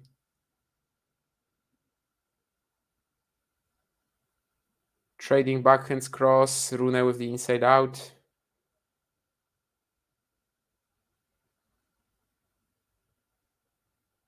Goes down the line and misses it into the net. So after this very, very long exchange of deuces and advantages, we finally have Daniel Elahi Galan with this one 3-2 as he stays, well, a breakdown, but within touching distance of Holger Rune in the opening set.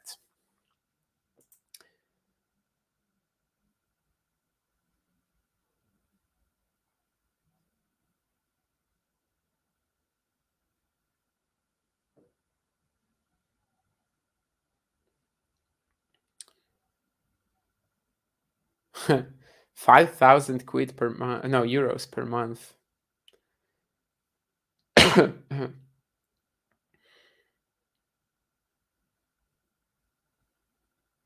Yeah, I don't really know much about other sports that they've messed up. Of course, if something like in golf happened, where like it's a big split, I'm very much against that.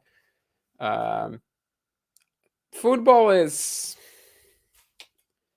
it's been happening for a while now, right? I don't know, Manchester City getting money from the sheikhs, or how different is that really?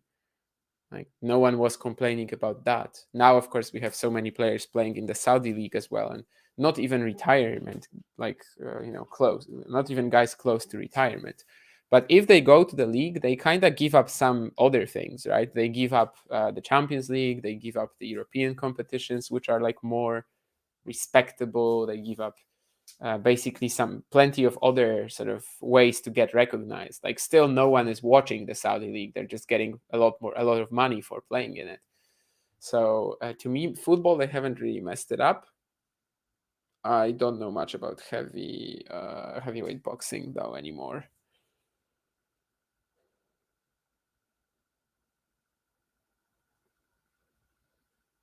Apparently, you guys can check out a Twitter spat between Liam Brody and Calvin Betten. Liam, indeed, a Man City fan, but not sure what it is about. City, of course, yesterday, quite a painful loss, right?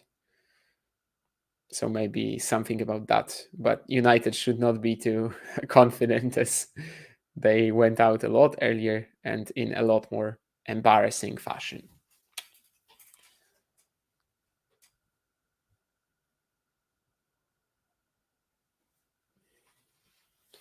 Oh, we'll see.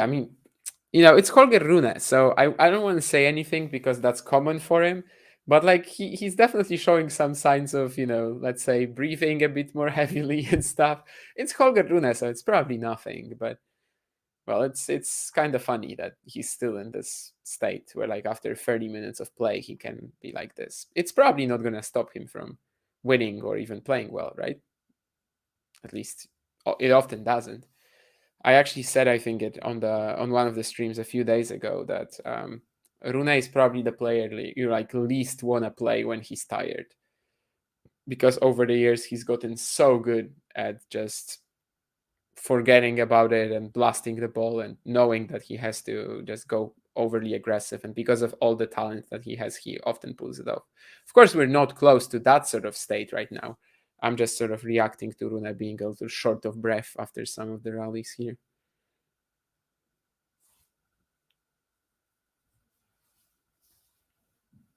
That long game at 3-1, that was certainly a bit of a hit to him because, well, could have been 4-1, could have been so simple to just hold until the end of the set or maybe even drop one of the breaks.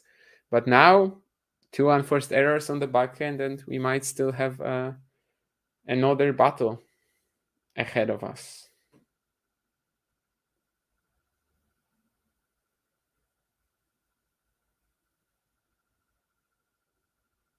Maybe that will be the Holger Rune clay season, you know? Maybe he'll look very good against the top guys, but kind of struggle with the matches he on paper should be winning. Trading backhands with Galan and kind of doesn't have a way of getting out of this pattern, as Galan looks pretty comfortable so far. He's even attacking now. Gets that ball in play. Did he miss that backhand? Oh, that's so painful because it was such a nice point for him. Rune actually this time not throwing in like any variety, and I think Galan was so comfortable with the pace of play here. Eventually started like really adding a lot more wrist snap to the backhands, and it's a shame for him that he wasn't able to set up the two breakpoints here because that was a really nice point from him.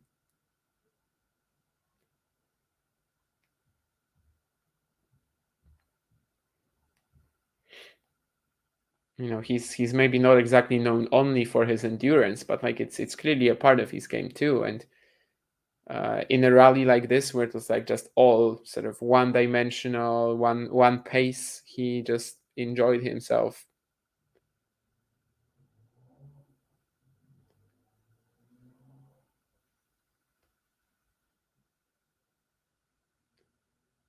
And he will get the breakpoint eventually. Rune trying to go for it a bit more in this one, but the final inside-in forehand is long, so we might very soon see how important that previous game was.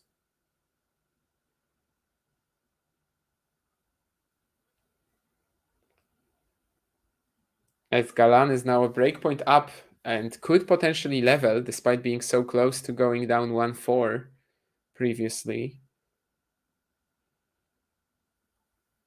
Rune doesn't find the plus the serve down the T ace as well. Was clearly trying to go for it.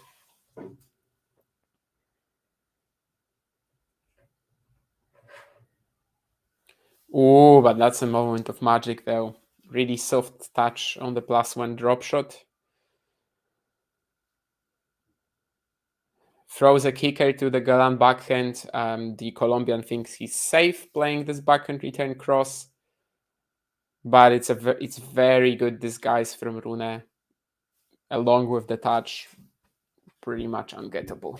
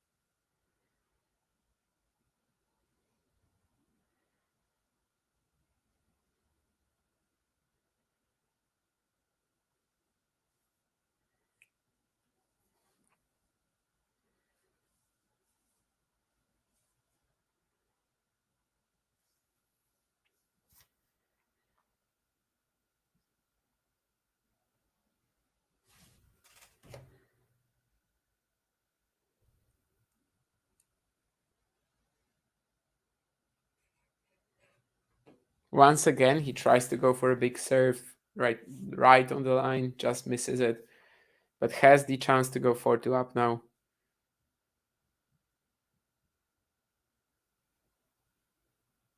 And it's not been easy for him to open up the court for himself.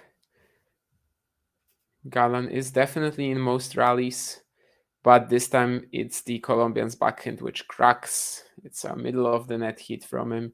4-2 Rune, but this easily could have been 3-all. This easily could have been 5-1 Rune as well, but as we stand right now, he maintains that one break advantage.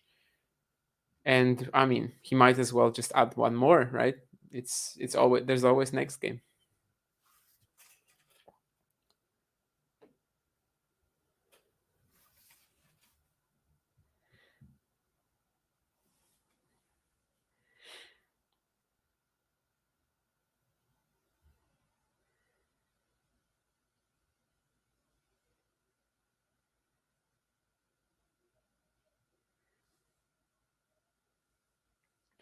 Whenever Galan is hitting a second serve, Rune is definitely trying to go after it. But so far it's like a mixed bag in terms of his accuracy on it, in terms of his success rate. Perhaps it's going to improve as the match goes on. Perhaps Galan will have to try something different. We'll find out. Because for now he's just kind of rolling it into the middle of the box every single time. Even on the Galan first serve, Rune here was able to find a very nice reaction and take time away.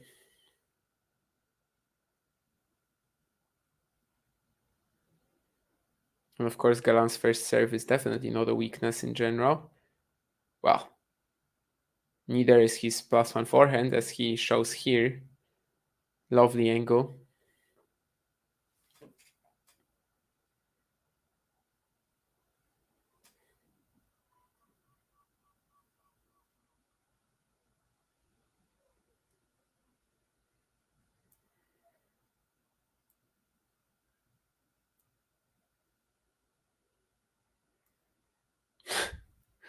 But on that ad court, I mean, when he's serving on the ad side, once again, Rune reads it like a book. It's a first serve from Galan at the body, but Rune just, with a quick motion to his left, and smacks the forehand return winner. So it's 30-all. 2 returns like this already. I mean, one of them was a winner, one of them was like down the middle, but still fast enough to get the error from Galan.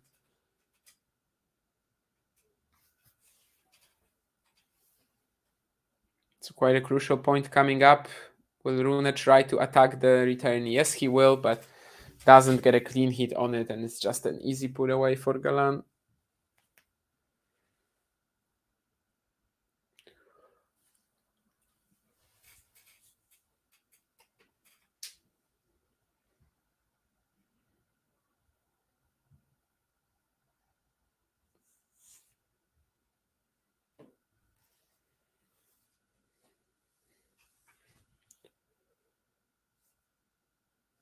And 4-3. There was a brief scare here at 30-all, but all in all, the Colombian managed to handle himself, and we are still 2 holds away for Rune after 43 minutes on the Munich center court. Of course, with a match that's been kind of like on and off because of the weather, it's probably the time is probably not that accurate. We don't know when the umpire stops the clock and stuff, but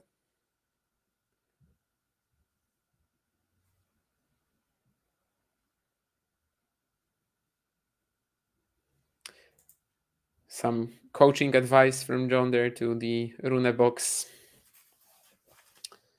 Pretty sure they must have tried a few things like this, right?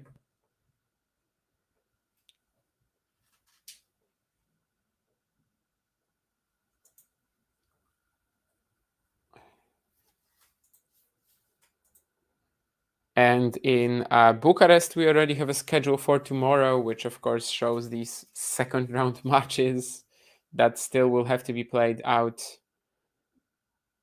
alongside the quarterfinals. They have the whole top half in the second round tomorrow going on double duty, as Korda or Barrer will take on Kecmanovic or Martinez, and Serundolo or Coria will take on Seibov, Wild or Navone after they earlier have their second round matches. The bottom half is already all into the quarterfinals, or at least will be at the end of the day in Bucharest, provided there's no more rain. So they are in a slightly better position, but at least it's more. At least it's like pretty even. If the rain just leaves that event for the rest of the week. We also have Barcelona matches starting up right now. Casper Ruud leading Jordan Thompson, 3 games to love. That's not a surprising result, obviously, on clay. And Fabian Marozsan just starting his match against Facundo Diaz Acosta. Diaz Acosta won the first game, but it was a hold. Bucharest, Nuno Borges might be mounting another comeback. He has a breakpoint to go a break up against Corentin Moutet after losing the first set. Of course, another because that's what he did against Stan Wawrinka in the opening round. And Marton Fucsovics and Talon Hrikspor are also on the court by now. The other match in Munich seems to be going Christian Garin's way right now, as he is 3-1 up in the decider against Alex Mikkelsen. That would be a second consecutive quarterfinal for Garin after Estoril. In fact, even third if we're taking into consideration the challenger in Murcia. So definitely a turn for the better. And in fact, tomorrow he would be going for the second semi-final in a row alongside Estoril. So pretty important for him right now, I think. Great backhand cross-court here from Rune. He was a little out of position, but manages to get the angle right. Clenches his fist as he goes 30 love up.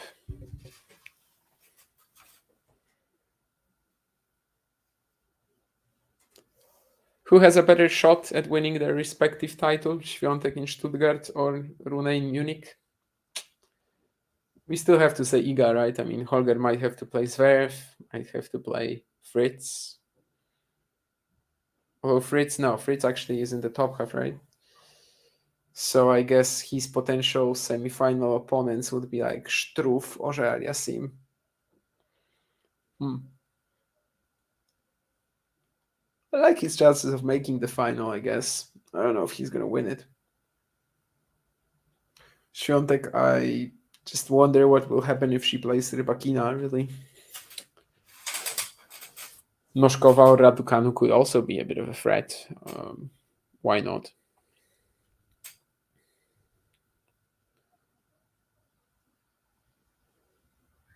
And Rune gets an easy hold here. Definitely a nice break for him after the last few games were just long and thrilling battles. And now let's see if he can break for the set or if he will be forced to serve it out. 5-3 lead for the young Dane, who is, of course, the 2-time defending champion.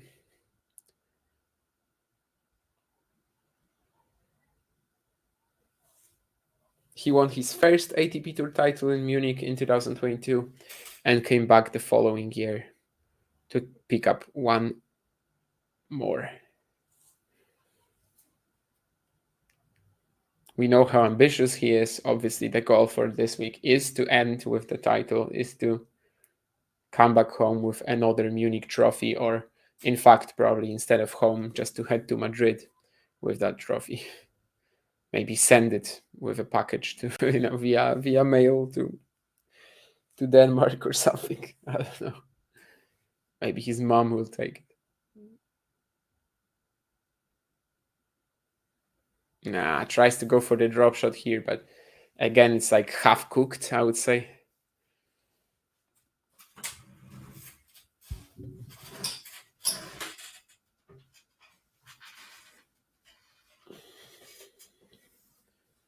It's like a pink steak instead of a perfect medium rare, because drop shots are a bit of a medium rare thing, right? If you play a well done drop shot, it's probably going to be too long. It's probably going to be easy for the opponent to catch it. But if you play a drop shot medium rare, I feel like that's the sweet spot. And in fact, Daniel Elahi Galan kind of shows Rune what that medium rare drop shot looks like.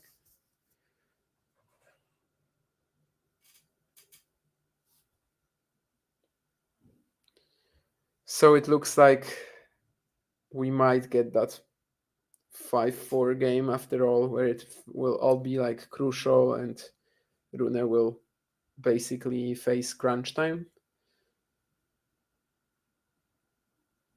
especially now that he's missed the final return. So indeed, 5-4 Rune. Galan holds to love, just like Rune did a second ago. In the meantime, Christian Garin is up a break and now also a break point in the third set against Mikkelsen. So seems like he's on his way to victory. Jasmine Paolini won a crazy tiebreak over Ons Jabeur 10-8. I hope that John enjoyed that one. And I guess that's really it. Borges did break there, but he is now facing a break point, so it's still unclear. Do you think Casper Ruud will double bagel Jordan Thompson? He's currently 4-love up. So, we have to perceive it as an opportunity, I suppose, at the moment. Oh, and we also lost internet from John for a second. But he said that this might happen and that he probably will be back. Does Rune tire himself by being too tense, nervous energy? Maybe. It's definitely a hypothesis that is sort of worth a look, right? Who am I rooting for, Rune or Galan? Rune is probably better to have in the rest of the event. I usually sort of root for the underdog, but I think the tour has a lot to gain if Rune is going to regain his form and sort of become, if not an Alcaraz Sinner, like a match to Alcaraz and Sinner, but at least a player who can trouble them consistently, at least a player who will fight for some big titles. I think that would be very good for tennis. I mean, he's a character. He's, like him or not, he's a character. He is someone who will be pumping up the media narratives, pumping up the storylines. So I guess I have to sort of step away from my usual love for the underdog and just say that Rune winning is probably just, yeah, more interesting to me than Galan getting the upset. Especially if it's combined with a good run here and a good run during the entire clay season for Rune. In which case, in the second half of the year, he would have a lot to gain post Wimbledon.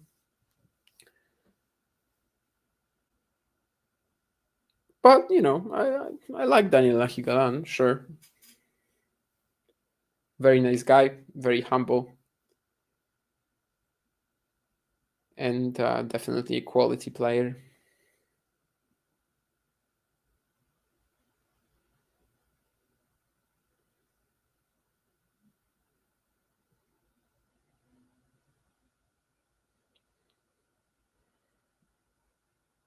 Let's see if he can fight for this break here. Or is it just going to be Rune serving it out without any issues? Well, not without any issues, as at 30-all he misses that inside in forehand. But, for now, it's not going too bad for Rune.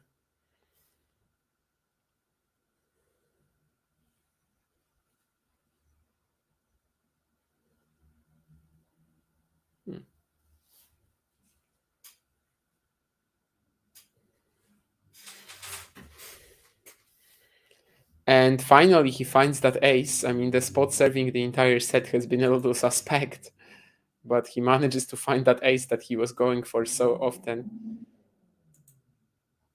So it's 2 set points for Rune, who outside of one game on serve hasn't really been pressured.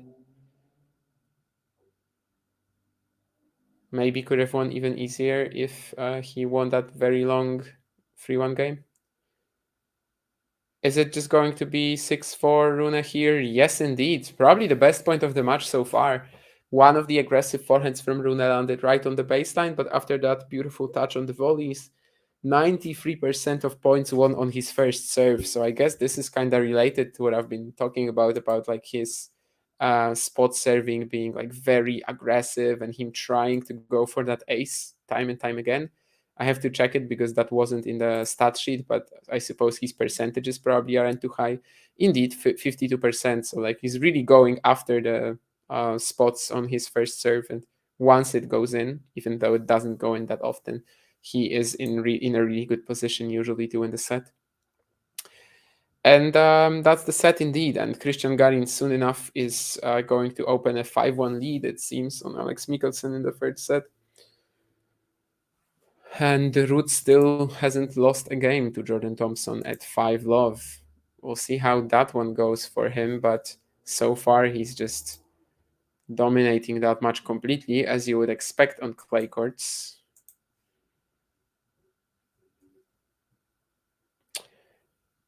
I don't know if the Galan odds were actually too high. I mean, I think in a lot of cases the underdog is underrated in tennis, yes, but in this one, I just don't know how Galan wins this match, really. Of course, provided that Rune is playing well, provided that we can sort of trust him after the Monte Carlo run, which I think we can, but it's a bit of a doubtful can. You probably heard that doubt in my voice, just at the very end of that word, there was that little hint of doubt.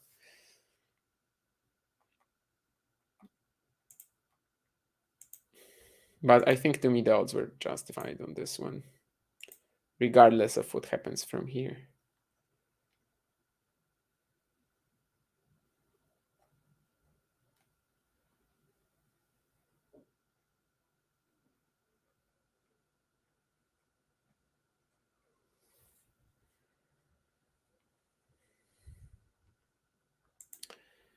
All right, we still don't have John back with the internet, so I guess I might as well find my own scoreboard. Let me quickly do that. Maybe this time the ATP scoreboard will cooperate. Oh, actually, and John is back, so never mind then.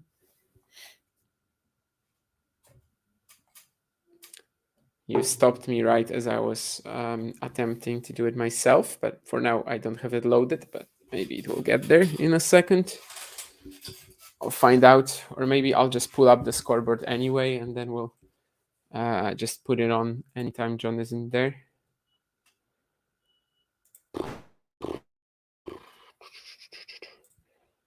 Yeah, the clothing of people in the crowds in Munich, you can see that it's not exactly that warm. Hopefully next year, when that event is an ATP 500, they will be a little more lucky, because that's kind of what it comes down to. I mean, it's just weather. You have zero control over it. And apparently last week they had a much, much warmer climate in Munich. John, of course, is in Stuttgart this week, which is like 200, 300 kilometers from Munich. But even there, it's been a nightmare. So I guess it's just the whole of Germany. In Poland, definitely not snowing, definitely no hail, but it's also not warm this week. Like, it's just gone down from like 15 Celsius every day to about 5, 6, which isn't perfect. And it's like a little misleading, because I know that when I'm looking out my window right now, I know that it's like, it seems warm, but if I went out and just, without my jacket right now, I would die. So it is a bit misleading, I would say. Whoa, couple of massive forehands from Rune, maybe some of the bigger ones that we've had from him in this match. Once again, just jumping onto that first serve of Galan on the outside. So it seems like this is really the one where he reads it much better. Galan doesn't really have that down the tee weapon also on that side. I think he's definitely better on the deuce side with the tee serve.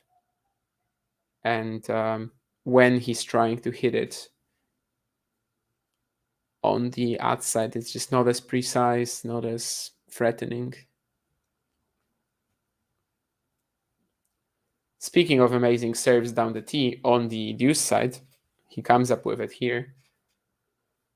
Finds another ace. Or ass, as they say in Germany. ASS, yes.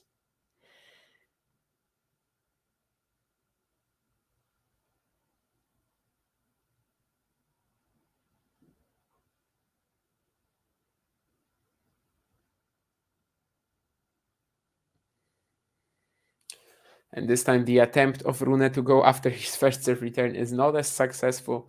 So it's 40-15 Galan. In the opening set, he never got a chance to sort of shine at the very beginning, never got a chance to lead, right? He got broken right away. A couple of points, of course, only before the break. Then he comes back, he gets broken and never recovered that break. So this could be him putting himself in a very different position now.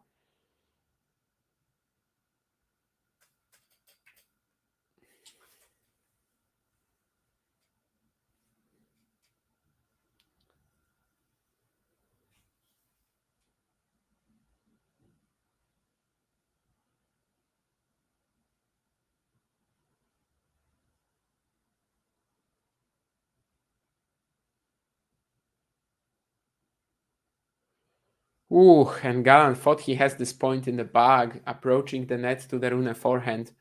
But on the stretch, Holger is able to produce this nice short-angled, very low above the net pass.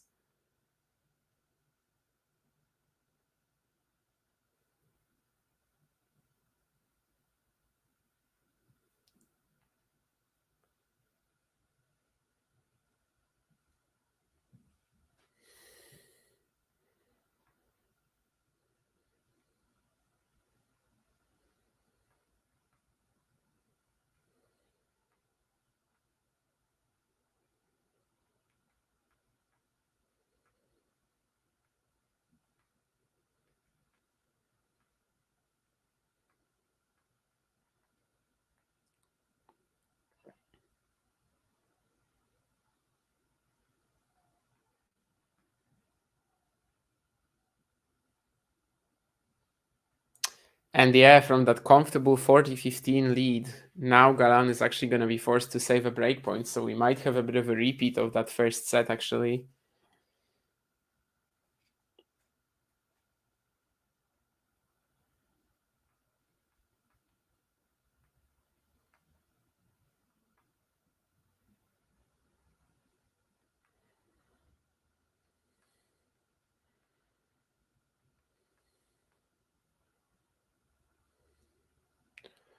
Rune on the attack. Galan scrambling pretty well, though. Finds the forehand counter and should be able to get this point. No! Oh my goodness, that's a sensational one for Rune. Maybe Galan could have been a bit smarter about it, maybe whipped it past Rune or something like that. Maybe wrong footed him on that last shot. I don't know. He had to lift it a little bit, so I think it was pretty tough. But Holger just running it down and finding that backhand down the line pass, that's also something you can't really plan for, right? So, I mean, he didn't do horribly here, but it is a hit to him, obviously. This is another early break. In the first set, he was never able to recover it. We'll see how it's how he manages the situation this time. But from 40-15 and also broken with this spectacular point, yeah, it's pretty rough.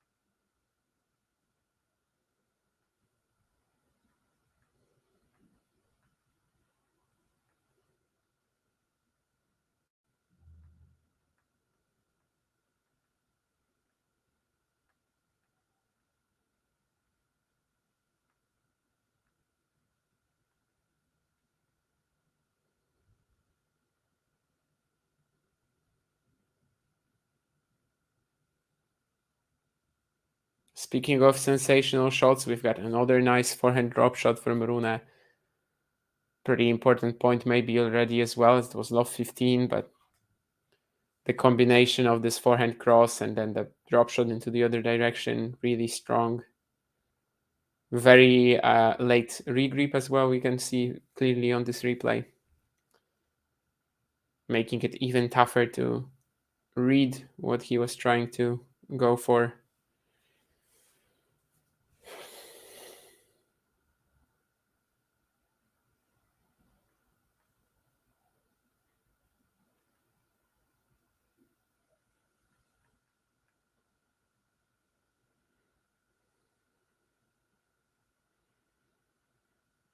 Once again, Rune on the front foot after the serve. And did he make the forehand? I guess just in the very tail end of the line, I think.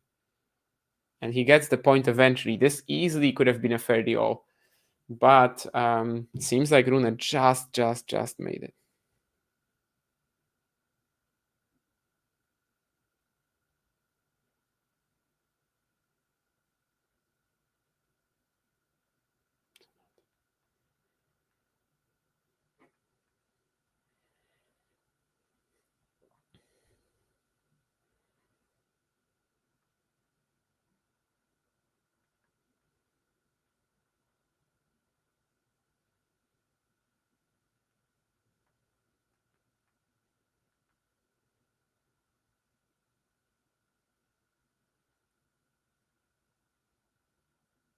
Nice recovery into this point from Galan. Will he be able to take over? Not really. Seems like again he was trying to go for this super flat counter on the run, but of course that's a bit of a Hail Mary shot. That's when he really doesn't know how to return to it any other way. And this time he misses it. So 6-4, 2-love, and Rune seems well on the way to the quarterfinals. Wanted to say third round, but of course this is unlike Barcelona. This is an event with 5 rounds.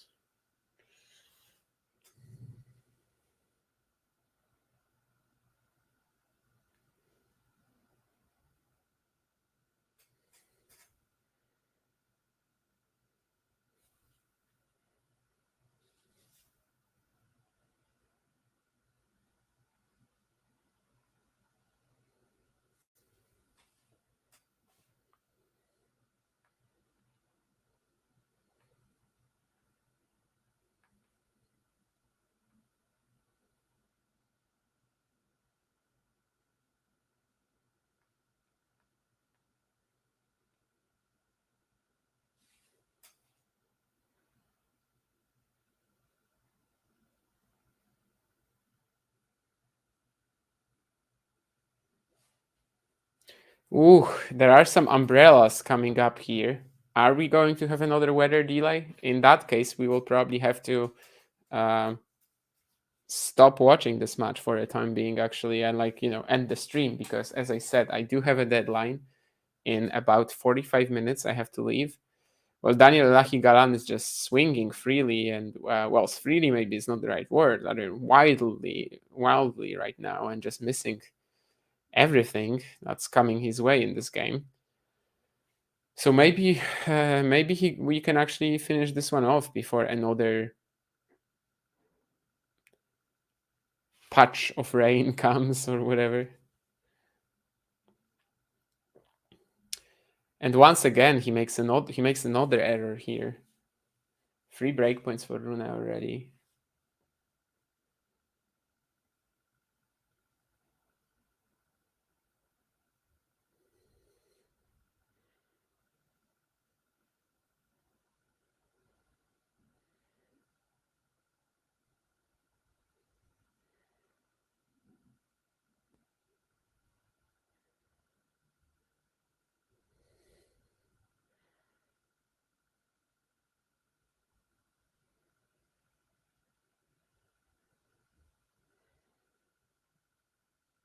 And it's a break. I mean, that was a horrible game from Daniel Elahi Galan.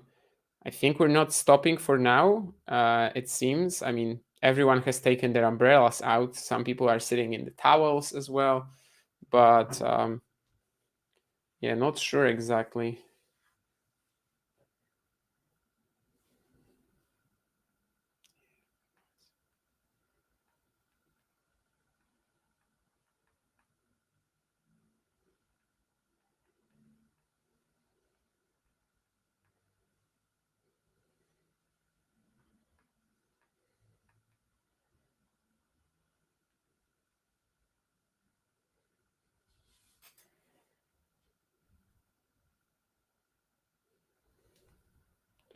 But it is a 2-break lead for Holger Rune, who will be hoping to get this match done before we have to stop again. Hopefully we don't.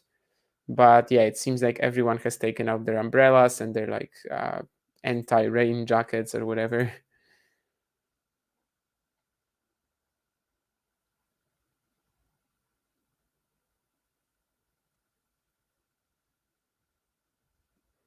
So here you said that Rybakina just said she'd love to meet Ghosty, and it's not in your tweet. I don't see it in your tweet.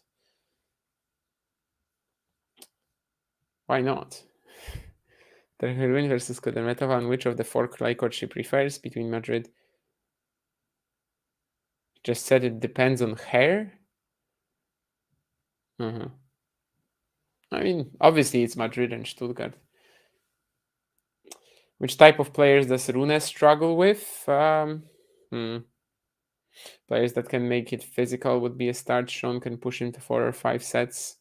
I mean, being physical doesn't really give you the chance to push into 4 or 5 sets right away, right? But yeah, if you can make it physical, then Probably guys who are yeah, just really good, like consistent heavy hitters. Yeah, something like that. Someone who can really like force a lot of errors out of him in this way. Ask the questions that for now Rune is not really able to answer regarding his aggression defense balance, like whether he's actually like this super aggressive net approacher, or whether he's actually a very good counter puncher. Like that's something that we still don't know about Holger Rune. That's something that Holger Rune still doesn't know about himself. So like anytime this comes up, for example, then again, of course, he's like really good against someone like Djokovic, for example, right? I know he lost the last few matches, but like that's the way he's playing him. It's still better than expected.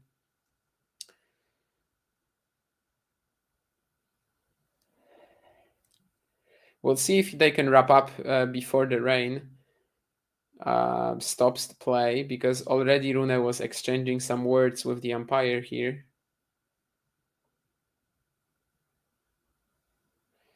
And Galan is actually now the one calling Mohamed Alienati, I think, to the line.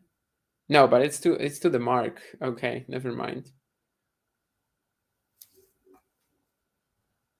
Why does it say love 30 on my scoreboard? Yeah, it is 15 all. Okay, they fixed it because it was clearly in.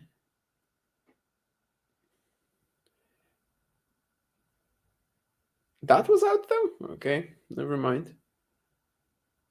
I guess I was right on the previous one, but not on this one. Let's see if Rune can just keep moving. Obviously, their last game was like the most horrible effort I've seen from in this match so far from Galan. He just completely broke down for one game. For one game, sorry. Just a slip of the tongue. But well, Rune wanting to wrap this up pretty quickly also might influence his game a little bit, right? He might just get a little impatient, a little more tense, even more tense than usual. Well, this ace doesn't really show it though, so it's fairly all. I mean, technically, he's like what 10 points away from winning the match, right? But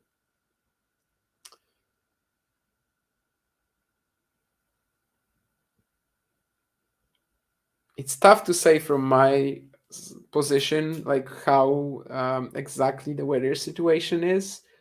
I don't see any drops of rain on my screen. However, I can see that people, are sitting under umbrellas. I can see that Rune already talked with the umpire about something. So at least for now, it looks like we're good to go. I don't think the lines have been checked for being slippery yet. And it's a game point for Rune, who is trying to go 4-love up in the second set. The first serve is going to be long. I wonder how much he's going to rush it, how much he's just going to want to finish this one off quickly. Looks like this will be a pretty long exchange, actually. It's probably the one dictating for the most part, but it's not doing much damage to Galan, who tries to push for his backhand down the line, and I think he just missed it. So it's 6-4 for love for Rune, still very much in control of this set. And, well, for now, we are not stopping play, hopefully.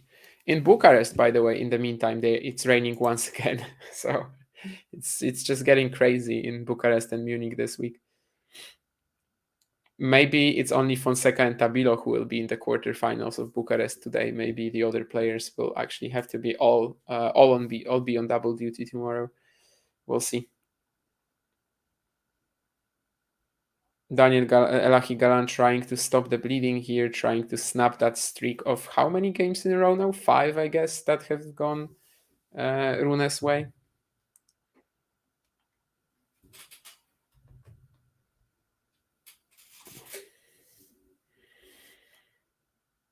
But he's still missing a lot of neutral shots now. That's kind of been the worst part of Galan's game the last few minutes. I mean, just the inability to keep shots in play. Oh, and now I get a shot. Now I get a shot that shows me that it's getting really wet in Munich. Now I actually got a shot on the camera that told me it's raining pretty heavily at the moment. But for now, it looks like we're still continuing. Are they just kind of, desperate to get that game done? Are they desperate to get the match done? I guess both, but how desperate we'll know very soon. I think Rune is, well, I don't know. He didn't move to that forehand here. Was it because he thinks the ground is slippery? Was it because he just got stuck in the mud a little bit? That's kind of what I think based on his reaction. As I said, if it's raining again, we're gonna have to just end the stream anyway. This match is probably close to being done and done regardless of like how this game goes, right? But especially if Galan fails to win it.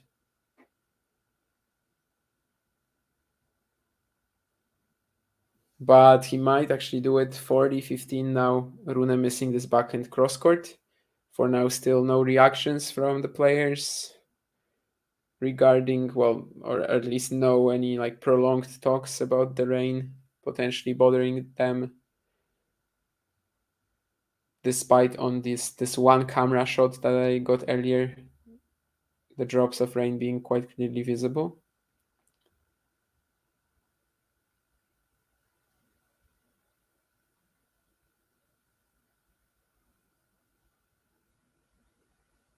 And Rune throws out this one, so it's 6-4-4-1 for the Dane.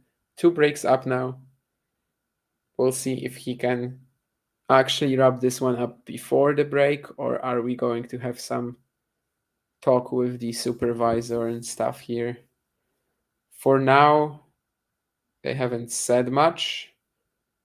The umpire and Galan are now exchanging some words. Galan is about to eat a banana in the most important info of the match. Marojan up a set on Diaz Acosta. I would love to see that Marojan Tsitsipas clash in the quarters. That would be something special.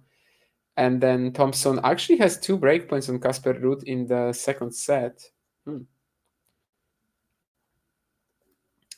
Looks like Hanfmann Hisler on the other court actually hasn't started because of the rain in Munich. So it's quite interesting that we are continuing with Rune Galan anyway, despite that. That's hilarious, Jake. I've had some weird tennis dreams in my time, for sure.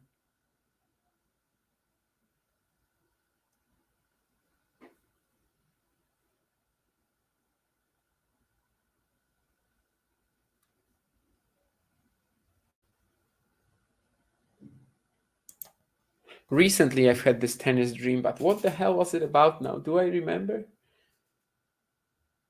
Oh, I know. I was at this there was this massive practice event for like players or something. And I definitely remember watching Sam Verbeek lose the second set 0-6 against someone and then leading in the third. What else was there? I don't remember now, but I think I texted that to someone actually. I don't know if I can find it, but it was a very very weird dream. The other part of it, at the same time while this tennis tournament like preseason warm up for the players was going on, I was driving around that site with my friends and we were like uncovering some murder mystery of a Japanese girl that I remember, but I don't remember the details of the actual tennis right now. But that was all happening during a tennis camp in a way.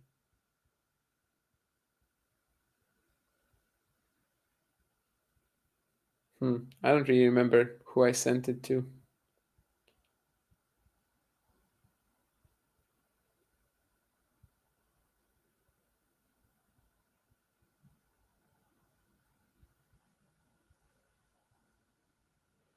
Anyway, I guess I won't remember it now, but it was definitely like extremely weird. Of course, when I was dreaming it, it felt very real, just like I'm sure your dream about Daniel Elahi Galan must have felt. I don't know if I've ever dreamt about Daniel Elahi Galan. I've definitely dreamt about Preston Brown before, Andrei Golubiev, Stanek Kolash, Stefanos Tsitsipas. I remember that was actually connected to Preston Brown. He was losing to him in some big tennis, big TV event. But otherwise, yeah, I can't remember who Verbeek was playing in my dream. But it was like someone where in singles it would have been a pretty big win for him, even though it was that preseason camp. And obviously these were just like friendly exhibition matches.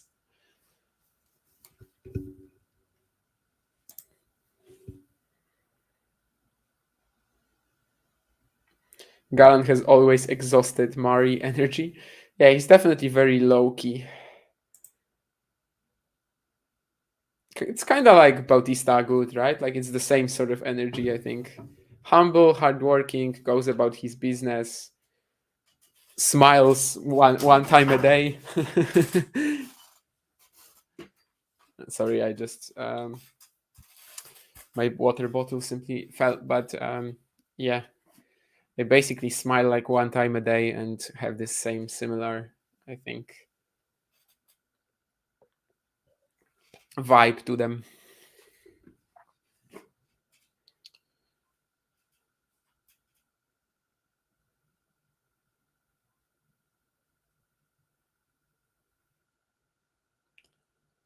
Feriol here, trading backhands cross. Holger had that ball where it felt like maybe he will go for something. Actually does it this time, but Galan is right there. Still exchanging all these shots despite the dropping rain. From time to time, I can see some drops on the camera now. And it's Rune who wins this point, sets himself up for this beautiful inside-in forehand. That was a very nice rally, of course, about 20 shots at least, I think. I don't know if we're going to see it on the screen. I don't know if the ATP even has the data for this event regarding rally length, but it was definitely quite long. And eventually it was Rune who found the opportunity to strike, as it's mostly been in this entire match, of course. And he has a game point to go 5-1 up. Rune was still bouncing or getting ready for the ball while the clock was running out, and it reminds me of this dispute over the shot clock that I saw earlier today when Sekulic was playing Layal in Gwangju. It was pretty interesting because Sekulic was bouncing the ball when the clock got to 0, and basically he was arguing with the umpire that that's already part of his service motion. But that match was very weirdly umpired in general. Like I think that call was actually fine, but there were a few earlier where it was just insane. In a way, you'd say that every single close call went Layal's way, like, if the umpire was trying to help him or something.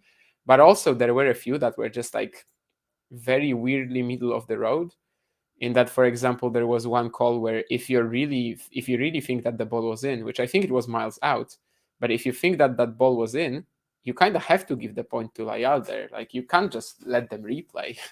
Because there's no way that the call ever affected Sakuric's shot. That was definitely not a nicely umpired match that I saw earlier today in the Gwangju second round.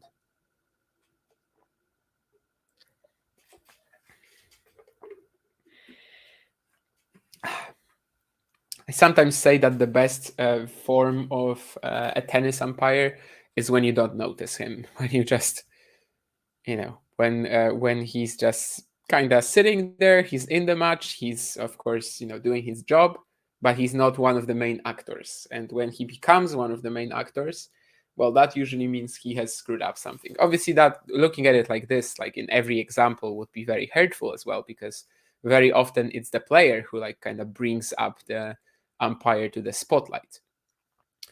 But in a lot of cases, it holds up. Decent combo here from Rune. Drop shot, pass, then another pass. Basically had to do it in like this freeway combo. 6-4, 4-1, still one more game point. Still raining as well in Munich. Some parts of the stand seem to be pretty empty right now. Maybe the players were, maybe the people in the crowd were expecting the players to get off, but also some parts are just full. 6-4-4-1. Definitely not the best weather to watch tennis in, but for what it's worth, a lot of Munich inhabitants seem to be fine with this ordeal.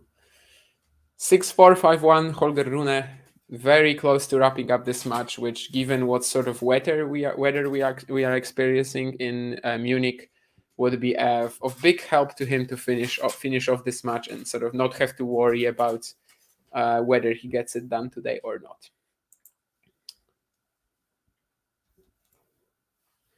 So you bet on either 1-6 or 3-6. Okay, I mean, so this game is very important for you.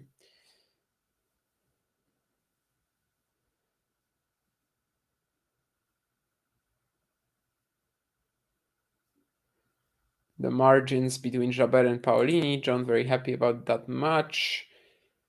4-all in the second set. As I said earlier, Jasmine won 10-8 in the opening set tiebreak. I guess John is rooting for Paolini, since that would give him another chance to talk to her. No, nah, definitely not. Jabber is the bigger story and bigger click bait of sorts.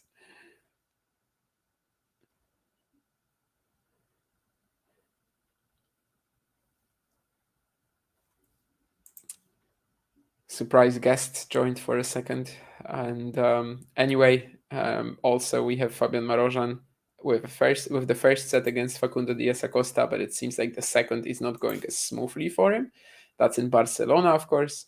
And in Munich, as I said, Hanfmann Hissler actually did not even enter the court because of the rain. So it's quite surprising that we're still playing. But with some luck, maybe we can get this much done before the rain becomes even tougher on the players and on the court, on the lines. I guess both players seem like they kind of want to get this done now, right now. I mean, Galan probably barely believing in the win at the moment, and Rune definitely just wanting to get this over with as soon as possible. I'm not saying Galan will be tanking the next few points, but I'm just saying, well, he doesn't want to wait around for the next 5 hours in order to come back for the next 2 points, right? Or maybe wait for until tomorrow even. Anyway, 6-4-5-1, and it's actually 15-30 for Rune now. Another good drop shot pass combination. So one of the residents in our chats might be happy about that if it's 1-6, but Galan with a good serve out wide. Crunch time here for that bet, I suppose.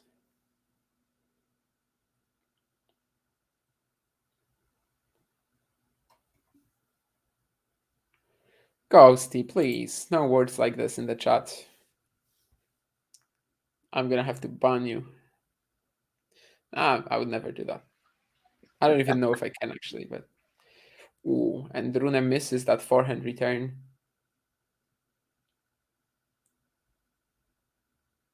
Speaking about something to his box here. There's this guy in the Denmark hat as well. I don't think that's part of Rune's box though. I think that's probably just a random dude in the crowd. Maybe came over from Denmark. I mean, it is a neighboring country, although it's not that close to Munich. And Daniel Elahi Galan actually holds here, so Rune will serve for the match at 6-4-5-2 after the break, provided we can still play after the break, because I still don't know what exactly, where exactly we are on the rain situation.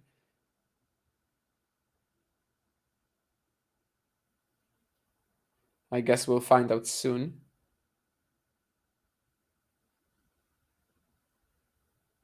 Galan is definitely not too pleased about this, looking at the umpire a little funny, but I'm not sure what that is about. Well, 3-6 is of course very possible too, but it would require 2 breaks now, which is kind of unlikely. Friend of the show serving for the match? I didn't know Holger Rune is a friend of our show.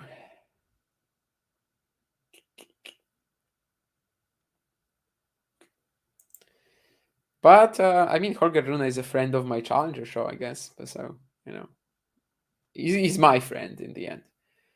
Jasmine Paolini is a friend of the Talking Tennis show, yes. My friend, not necessarily. Although when I attended a press conference with her, I was the only guy asking questions. So maybe Mario, I guess, had the better experience like this, though, when he was doing that online thing, and he was the only one all week, really.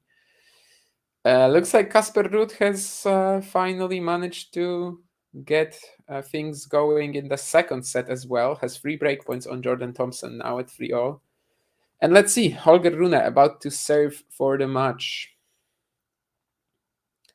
First point, unreturned serve. Galan shanking that return.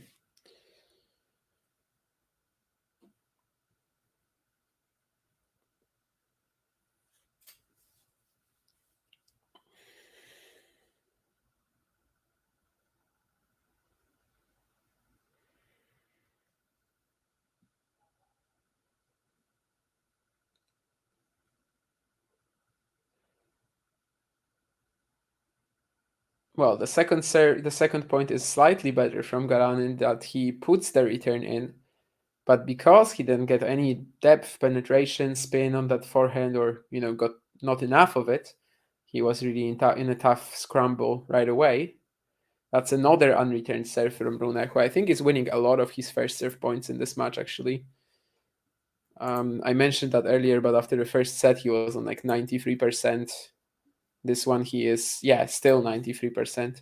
And he gets the job done as well with another first serve point. So 6-4, 6-2, Holger Rune, 92% of his first serve points won, 7 aces. The percentages were pretty slim. Like, that's why he had a lot of aces and a lot of first serve points won, because he was really going after the lines. All in all, can we say much about this performance? I mean, it was good enough. As a title-winning form, I think it very well could be, but we didn't really get any indication of this based on this match. It's definitely good for Rune that they were able to get this done before the rain intensified. Maybe it won't intensify. Maybe they will start playing soon. His next opponent is going to be Yannick Hanfmann or Marc-Andrea Hissler. With Hissler, I think he has some history, right? I mean, he played Hissler in Sofia. He played Hissler in Montpellier. So it would be a pretty exciting matchup, I suppose. Both players definitely capable, but they would like the conditions in Munich to be a lot warmer this week. That's kind of certain, because both are big servers and big hitters, and especially Hissler, I think, kind of relies on that. Otherwise it's still going to be pretty exciting to follow the rest of Rune's run this week. Sorry for your bet, but well, that's what happened. I got a little thing for Paulini? Nah, not really. Rune has been on my show. Yeah, like a 2-minute appearance in Szczecin 2021, years ago. That was one of these players who, like, you get to an event and you have to do it, because he's probably not going to be playing challengers for that much longer. And in fact, until today, that was the last time I saw Holger Rune live. He got to the quarterfinals. He beat Pablo Andujar, someone, and lost to Kamil Majchrzak in this very interesting match where there were a lot of disputes with the crowd about calls and stuff, and Rune ended up even like slamming some Polish fans on Instagram. It was very funny. But he was super nice in person. Like, I can't say a bad thing about how he acted towards me. And anyway, that's going to be it. We talked about Fonseca Albot, we talked about Rune Galan. Despite the weather, we were able to watch 2 matches, as John has left the chat in the most unfortunate moment, left the stream. But I guess if he doesn't come back in the next 10 seconds, I will just close it out myself. But he's back now, so I think I'm just going to let him do the honors. Thank you guys for attendance today, and I'll see you soon. Bye. If you enjoyed this video, make sure you hit that like button. Don't forget to subscribe and click that notification bell so you don't miss out on all things tennis.